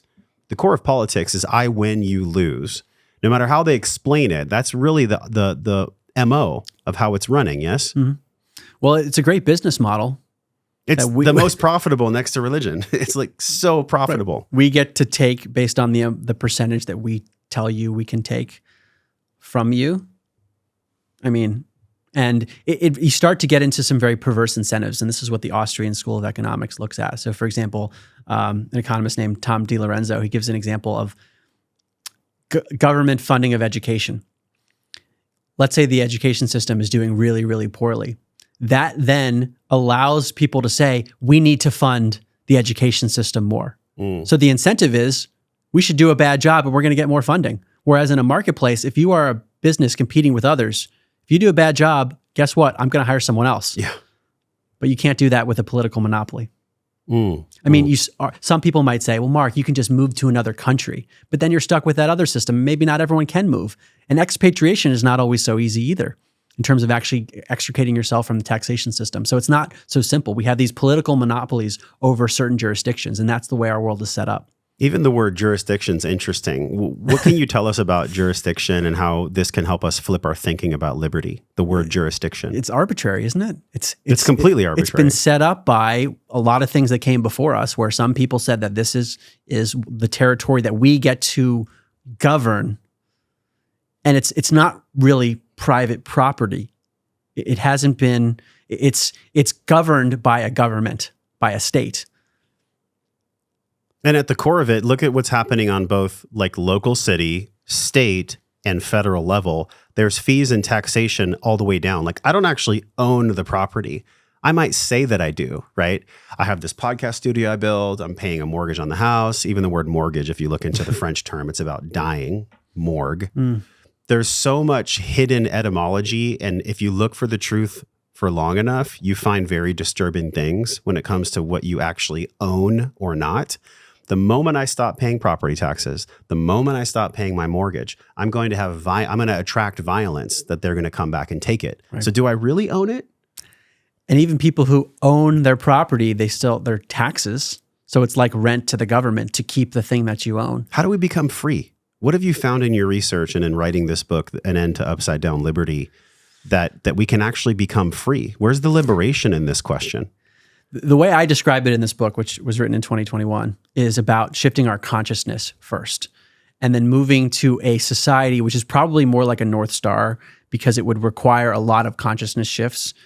But it's an ideal to consider, which is living without the state at all, known as voluntarism, where all interactions between customer and service provider are truly voluntary. There's no implied consent. It's all explicit consent. So that means government services, or the things that government currently does, which is just a bunch of human beings doing something under the umbrella of government, that would all be taken out of the public sector. Everything is the private sector. So everything would be just a truly free market. Meaning, some would call this, and there are different terms for it. So voluntarism is the one I like because it describes things without all the charge. Yeah. But another one is anarchism or anarcho-capitalism, which anarchism is often misunderstood. It doesn't mean a society that's totally lawless without rules. It means a society without rulers. So in an anarchist or voluntarism society or an anarcho-capitalist society, there are rules, but the rules are governed by the private property owner. And so, and I talk about this, you get into the realm of theoretical economics. So how could you have a police service in the free marketplace? How could you handle environmental issues in the marketplace? And this has been thought out very well. The answer seems to be, and I really think this is true, that the private sector can handle all of this stuff because you end up with proper incentives where all of the problems that you might think of in your mind of, well, how would you handle this? How would you handle that?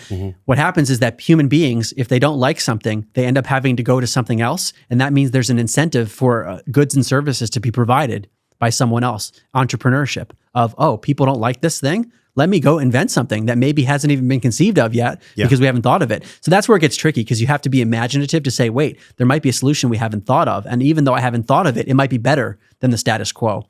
So you end up in a situation where Yes, there would be problems in this ultimate solution of get the government out completely. But is it worse than the current situation or better? Yes, they're both problematic, but I would argue the voluntarism, stateless society is less bad than the status quo, even though it would still be problematic. And as we elevate in consciousness, arguably it would get better and better. Well, the questions that come up that I'm feeling actually in the field right now would be, well, what about murderers and rapists and thieves? And what about healthcare? And how are we going to feed the world? Guess what, y'all? All these questions have never been addressed by the current system. None of it. So the very fears that people might think, how are we going to solve that? They're not being solved now. Right. There's a pseudo solving, there's a pseudo perceived safety, but it's not actually real. Like, people don't realize that most penitentiaries, if not all, I believe, are independently owned. They're wealth factories for the owners of penitentiaries. You look at healthcare, and we all know what's going on with healthcare and with the pharmaceutical industry. These are for-profit organizations that benefit on the breakage of the customers.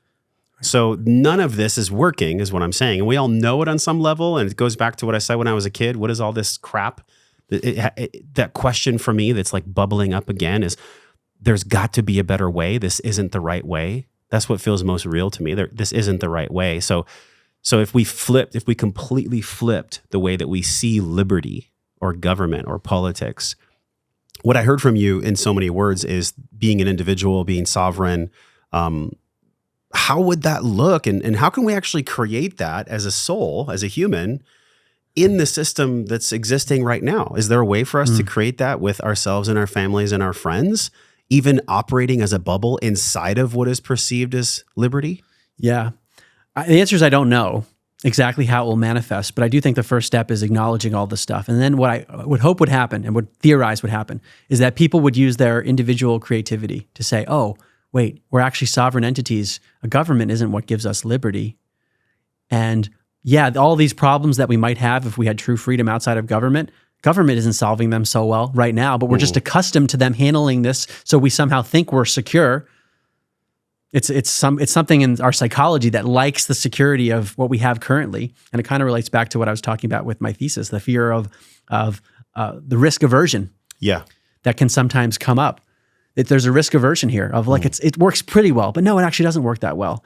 So I think what would happen is if people have these consciousness shifts, creative solutions would emerge to have free societies where we would govern, quote unquote govern. I don't even like that word. We would have rules within private property groups, and people would make agreements voluntarily, which could lead to mistakes too, but at least it would be done on a voluntary basis. Like, people can make bad deals in business, buy something they shouldn't have, but at least that was on their own terms. The learning is what I think people fear. It's such a paradox. I love learning. I told Paul, and definitely through your work, I'm excited getting my mindset shattered, my viewpoint shattered, literally in end to upside down everything, right? Yeah. The only way for me to do that is to be in love with learning, to actually enjoy the process of learning. So from academia and Princeton and all the research and all the writing that you've done, there has to be a love of learning in you that's super deep to find the truth. That's why people are called truth seekers. But I think what we all have to brace ourselves for with like a big, deep, honest breath is when you seek the truth, what you find may not be what you want to find.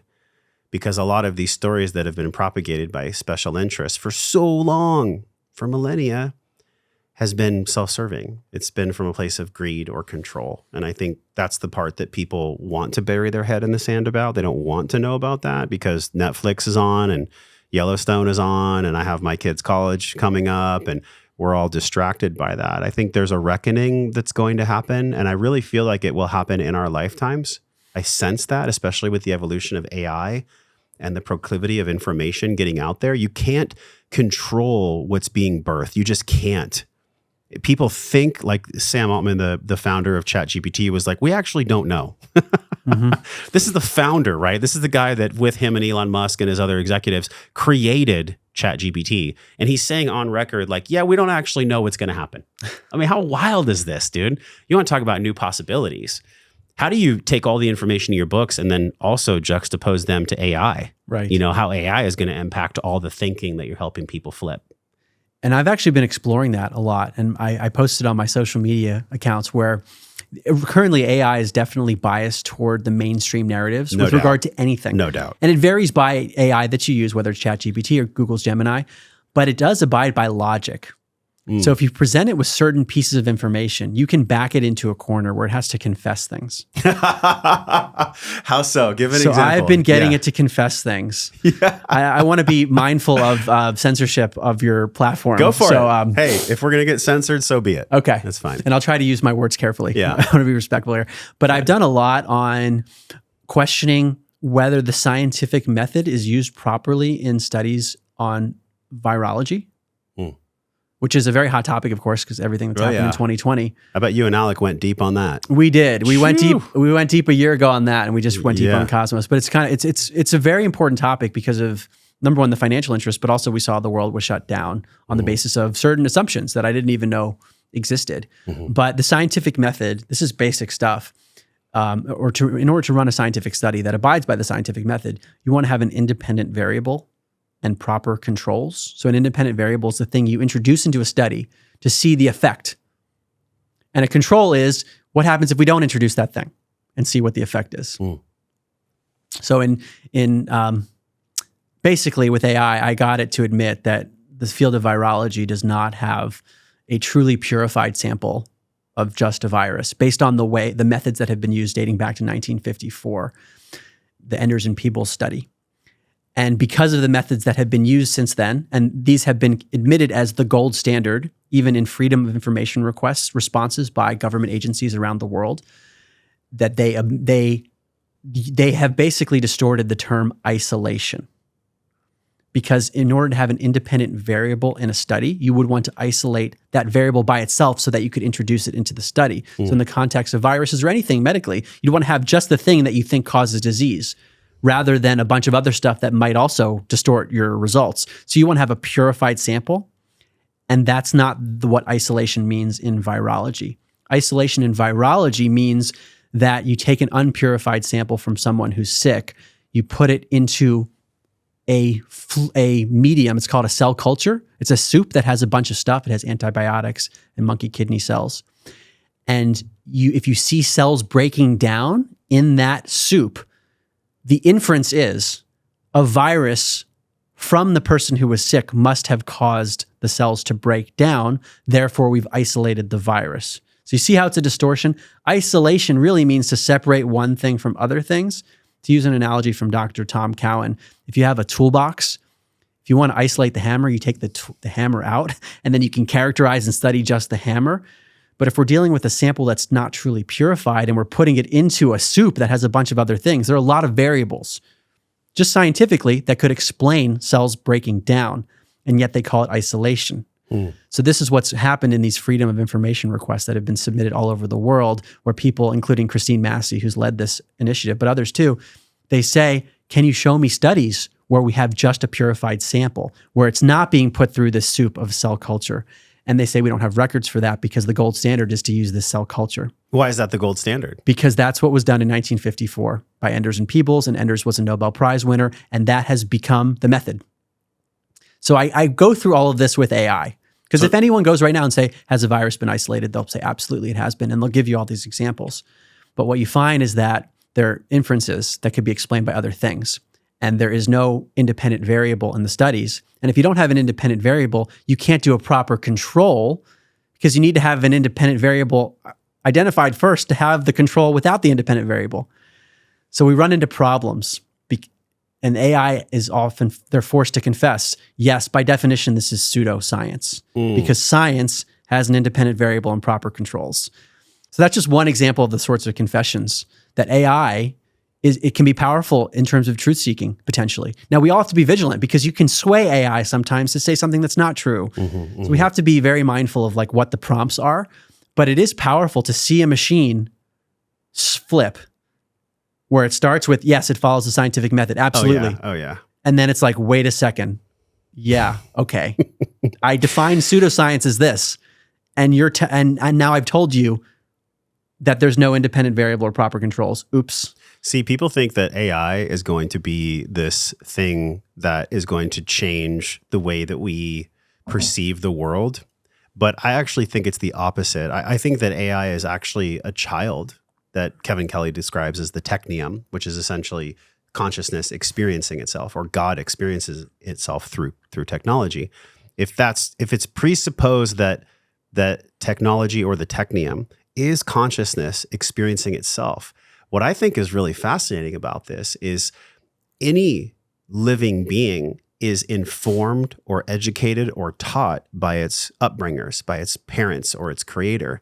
So if we are, as a human species, the creator of a new birthing of consciousness through technology or the technium, then it's the same way that I would raise my children. It's the same kind of prompts or questions I would ask my son.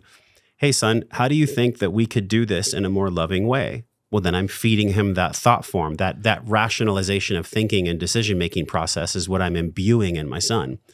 AI is the same way. AI is just going to be a massive mirror on the consciousness that human beings have. Our greed, our debauchery, our malevolence, our evil, and our love. So in a way, AI is just another mirror. It's literally, we went really deep with Ben Stewart on this, who is the director of the Psychedelica series, and he's doing a great storytelling course coming out next year. I believe this year, actually, in 2025. And what he was saying is, I love this analogy of the mirror, because the more that we feed AI who and what we think we are, the more AI is going to shine that right back to us. Mm-hmm. We can actually, it doesn't have to be Terminator is what I'm saying. Yeah. We can actually, through our consciousness of love, connected to how do I create win-win games with you and I, not win-lose? We can train AI to become a loving mirror for us all. It doesn't have to be this doom and gloom story that people are so afraid of. What do you make of that? Yeah, I think it's the case with all technology that it can be beneficial or not, depending on how it's used. So I do see a lot of really beneficial things with AI for the reasons you stated. And also, in a competitive marketplace, there will be an incentive to have a truth-telling machine. Because if you have a machine that's just censoring everything, it's like, why am I paying for this? Yeah. So that is an incentive for someone to create a business that has all relevant information, even if it's controversial and goes against the mainstream narrative, to have an AI that's pulling data from everything that isn't going to be biased by a certain narrative. Like Google's Gemini AI was doing some ridiculous things. If you asked it, what is an election? It wouldn't answer. Crazy. So there's some absurd stuff where it just won't go there, or it will just give you a standard mainstream narrative answer for things. So that's a business opportunity for somebody to say, let's take all data. It's going to be a pure truth teller.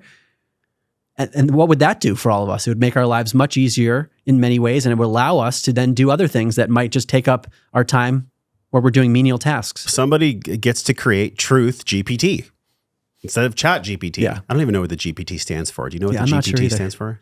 Something general prompt, or general perceived thought. Who knows? GPT. But why I'm getting at this is because if we're going to end our upside down thinking, which is the premise of all your books, right? Yeah. Then the way in which we think gets to be observed and examined and questioned its true motivational source. Like, why am I thinking the way I'm thinking about liberty, medicine, cosmos, sovereignty, natural law? The thinking itself gets to have a different prompt, to use the analogy of AI. And the prompt is what?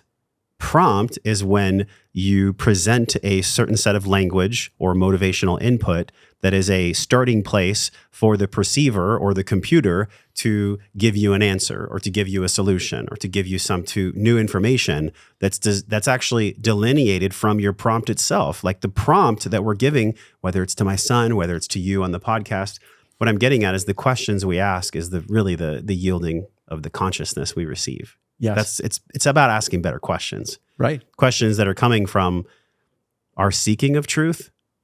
But yet again, there's fear in that, because many times in my life, when I have the courage to ask a real, honest question, I've received an answer that I don't want to receive. Has that happened to you? All the time. How and so? I think my books is one way to think about it. Uh-huh. Of what do I think about the nature of reality? What does the science really say? My first book, An End to Upside Down Thinking. And in some ways, I had to admit that my whole life was under a lie. And that was really hard and disorienting at first. So in some ways, I wanted to ask the question because I was curious, but there was a part of me that I think feared it. And that's been the case with all the other things I've explored.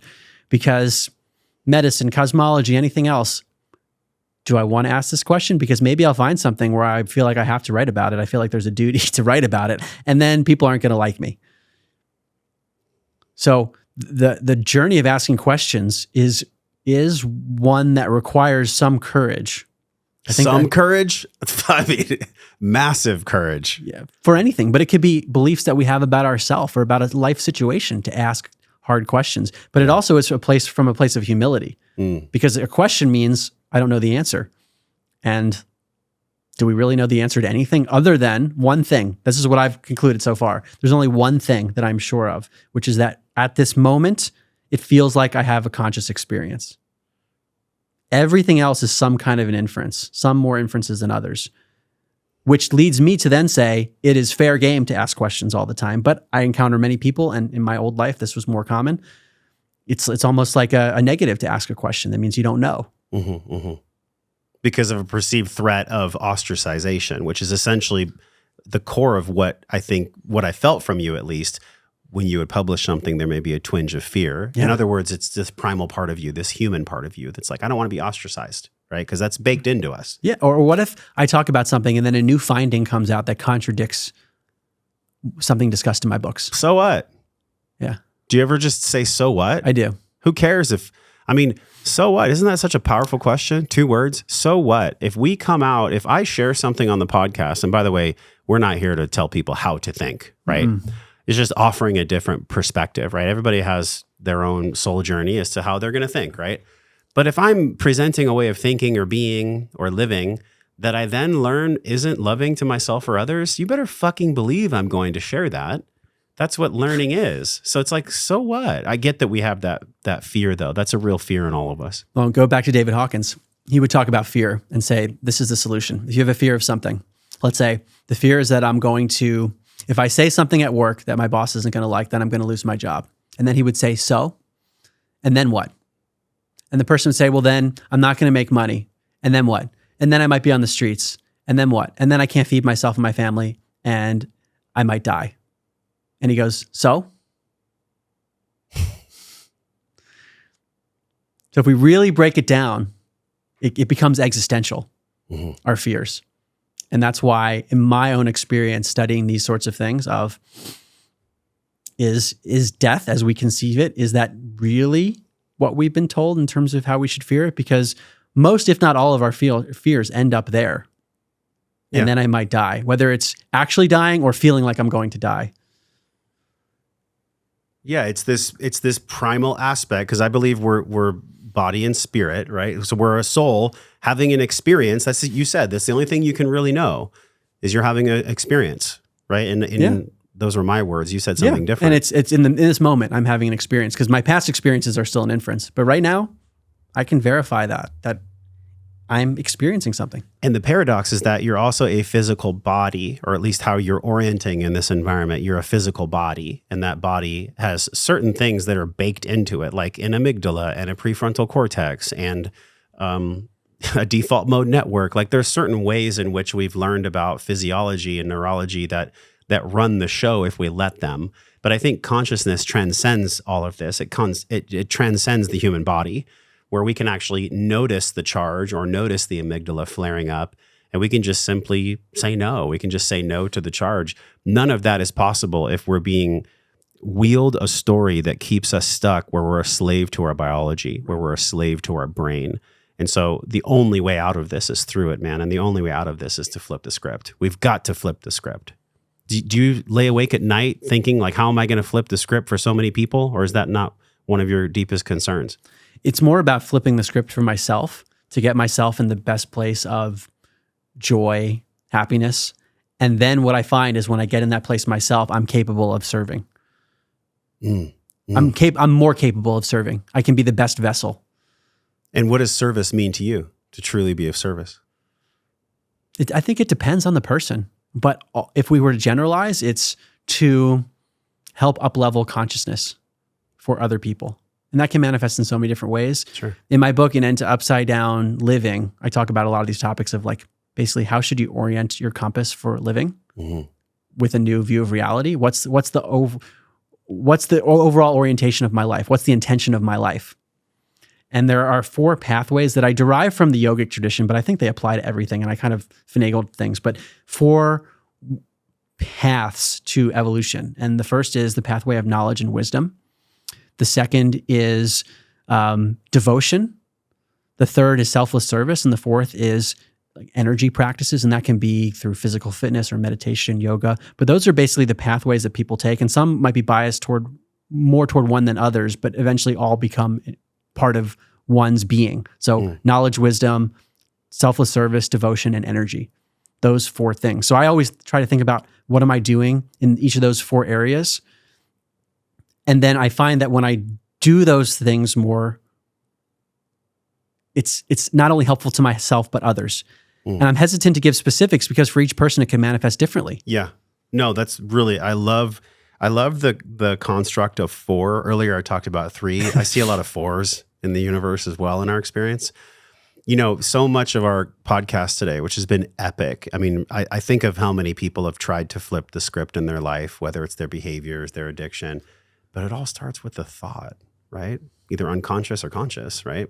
And a thought can also be fueled by a belief, but thought is what creates feeling and action. So before you see someone's behavior, there's been a lot of thoughts that they've allowed themselves to think. And I think at the core of it for me, man, is how do I live my life well? How do I play a great game? And my definition of a great game, I had shared with you my rules for my game, but the results of that game, the fruit that's bared from my game, that's, I think, what we all really want in our deepest core. We want to give love. We want to receive love. We want to have joy. We want to have fun. Yet its opposite is so important to actually reflect upon, because in true duality, before we ever get to singularity, we have to experience the opposite of what we want in order to know the weight and the love and the beauty of what we actually want. And I think that's hard for people to take in and grasp at times. But I wonder as parting guidance, because we could probably do a whole nother series on this, which, by the way, can you share with people where they can listen to the series, the 8-part series? Yeah, of your it's podcast? called Where Is My Mind?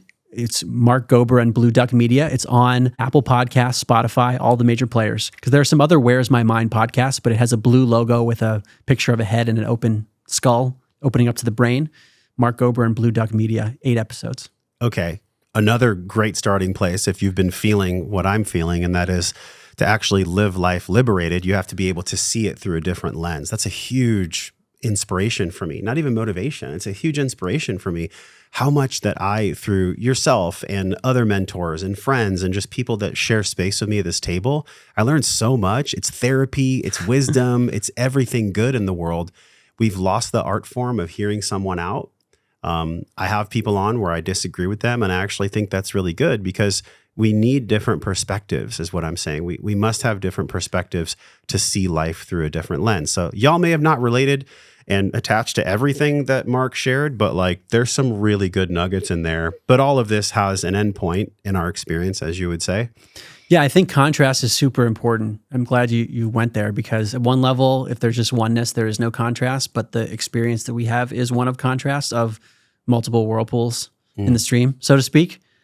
And that's what makes everything interesting and allows evolution. If we just had oneness, arguably, you wouldn't have the opportunity for the darkness to allow us to see the light. I'm reminded of a quote by the poet Wallace Stevens. He said, "Death is the mother of beauty," which speaks to this contrast. That it's because of the darkness that we get to see the light. And it's really hard. I struggle with this a lot, especially when I'm in a state of suffering. But when I zoom out to that helicopter's perspective, rather than just being the person in the maze that can't see far ahead, I get it. And may we lead a beautiful life before the ultimate beauty comes, right? May this life that we're leading be filled with lessons and joy that we can pass on to our children so that they can continue on in their existence, if that's so to be, in a way that honors everyone. I think many people have tried to do this, but the only way we actually can put this into form is by doing what you and I have done today in community. Yeah. That's where all the magic happens, man. So as we say goodbye, answer the question when I was a little kid, what is this all about? Why are these adults so angry at each other? What is all this taxation and craziness and pseudo safety and politics and bullshit? How do you live your life well? What do you think wellness actually is? If you were If you were asked this question on a podcast, which, hey, you're on a podcast, how do you live your life well? How do you define wellness? What does wellness mean to you? Wellness to me means living in alignment with the nature of reality. And there are many layers to that I don't think I know the answer to, but maybe a more specific version of that is living in alignment with consciousness, your soul, whatever you're here to be doing as your unique vessel. So I like to think of each of us as like individual puzzle pieces, unique puzzle pieces within a cosmic puzzle, meaning that we might have things that we're better than others at, and other things that we're not so good at, but to embrace the uniqueness and the authenticity of that piece and to be the best version of it. And when we're living in alignment with whatever that puzzle piece is and not denying reality, which many of us can tend to do, that leads to wellness. And probably, this is a hypothesis, leads to actual physical health, which is a much bigger discussion of what's the role of consciousness on our health, and then other areas like German New Medicine that talk about the psychic roots of disease, where literally when you have an illness, that can be correlated with a conflict shock, some kind of emotion that was very toxic or something that you weren't able to process, and you're dealing with it in terms of physical symptoms. So it could be that our body is showing us our wellness and the extent to which we are living in alignment with reality. Great answer, man. I've really enjoyed this. There's so many more layers. There's literally infinite layers to explore in your work. Why 7? Why 7 books? Why the number 7? 7 so far. When I wrote 1, I thought that was it. Okay. Can you please write a book about how we can all become financially free? I've been asked to write about natural law, Yeah. money. We'll see. Because that, with Bitcoin and AI and the speed of, Moore's law, just hockey sticking forever now, the tools are here. Everything's actually here. Yeah. Money doesn't, physical paper or numbers on a keypad do not have to be the violent instrument of politics anymore. And I think that's why the cat got out of the bag a long time ago with Hitoshi Sakamoto or whatever his name is, the person that I actually think that was a seed of consciousness that was planted by our creator. I do. I have that feeling. I'm not saying that Bitcoin is God, right? But actually it is, because everything's God, even you and I. But what's really fascinating to me is if you were to go deep, and if you get enough of these requests, maybe that's your 8th book about finance, because the reason I added finance to the quadrant that I learned from Paul, physical, mental, emotional, spiritual, financial, and I turned it into a pentagon, is because I think in our modern world that unless we have the spaciousness and the affluence of time, that it's almost impossible for people to consume your work and take action on it, because they're worried about their paycheck or their food or their house or whatever it is. That's really the missing key here, is the financial piece, because with finance comes a lot of maturity that must be built in order to handle it. Yeah. And so I really, if I could just throw that in your lap, please write a book, an end to upside down money. That would be amazing, because there's a lot of gurus out there that are self-serving. They teach people how to teach people how to teach people how to make money, but nobody's ever actually teaching anyone, much like the coaching industry, coaches that coach coaches to coach other coaches how to coach coaches. So yeah, that's my parting wisdom. As we truly say goodbye, because I keep extending the goodbye. I'm Italian, and Italian goodbyes are really long. When we flip the way of thinking upside down in all these 7 books, and maybe the 8th for money, what do we have to be prepared for within ourselves as we flip our thinking, as we end our upside down thinking, as it pertains to wellness or the wisdom that's required? What is the parting guidance for 2025 that we all must be prepared for in ourselves and our psyche in order to flip our thinking? Being comfortable with I don't know, I think, is fundamental. Not needing to have an answer. And it is worth elaborating on this, because to me, it's been the most important part of my thinking recently. There is a logical fallacy that comes up all over the place. It's known as affirming the consequent. That's the technical terminology. But it basically means jumping to a causal explanation for something that's observed when there are many other possibilities to explain something. The classic example is you walk outside and you see that the grass is wet. And we know that when it rains, there will be wet grass. So you, Josh, you conclude The grass is wet, therefore it rained. And then you build your model, everything else you observe around the fact that it rained recently. Every new observation you force fit into this model that it rained.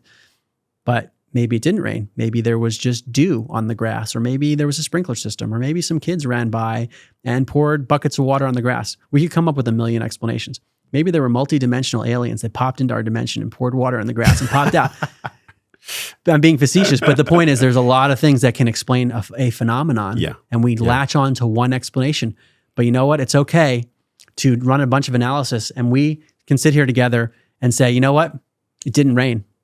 We can rule out rain and then say, but I'm not sure why the grass is wet because I haven't done that analysis yet and we don't have enough information. This applies not only to science, cosmology, medicine, but also to politics. Anytime you read an article and they observe something and then they will jump to a cause about why this thing happened. And they don't tell you they jump to it as an inference and that there could be other explanations, but then we often latch onto that model and build a worldview around that model. What I felt from you is the way to end upside down thinking is to be in the reverence and respect that there may be more thinking to do. Yes. As uncomfortable Most as that times. might be, because it means we might have to do work to say, Yes. we just ruled out rain, but now we have to do a whole bunch of analysis on the dew and the sprinkler system and so forth. Okay. Well, how to free your mind, keep an open mind in 2025. Brought to you by Mark and Josh. Thank you for being my guest on the podcast, man. Really enjoyed this conversation, and just thank you for following your dream. 7 books is not easy. Well, thank you so much for having me and for being willing to discuss all this. Oh, yeah. You guys, we scratched the tip here. If you resonate with the work, what is the first book they should start with if they're resonating with the work? I always recommend An End to Upside Down Thinking, the first one, and I Makes recommend sense. reading them in order to see the evolutionary process. It makes sense. All right, y'all. Until we do another podcast, we're both wishing you love, wellness, and most importantly, peace and power. We'll talk with you soon.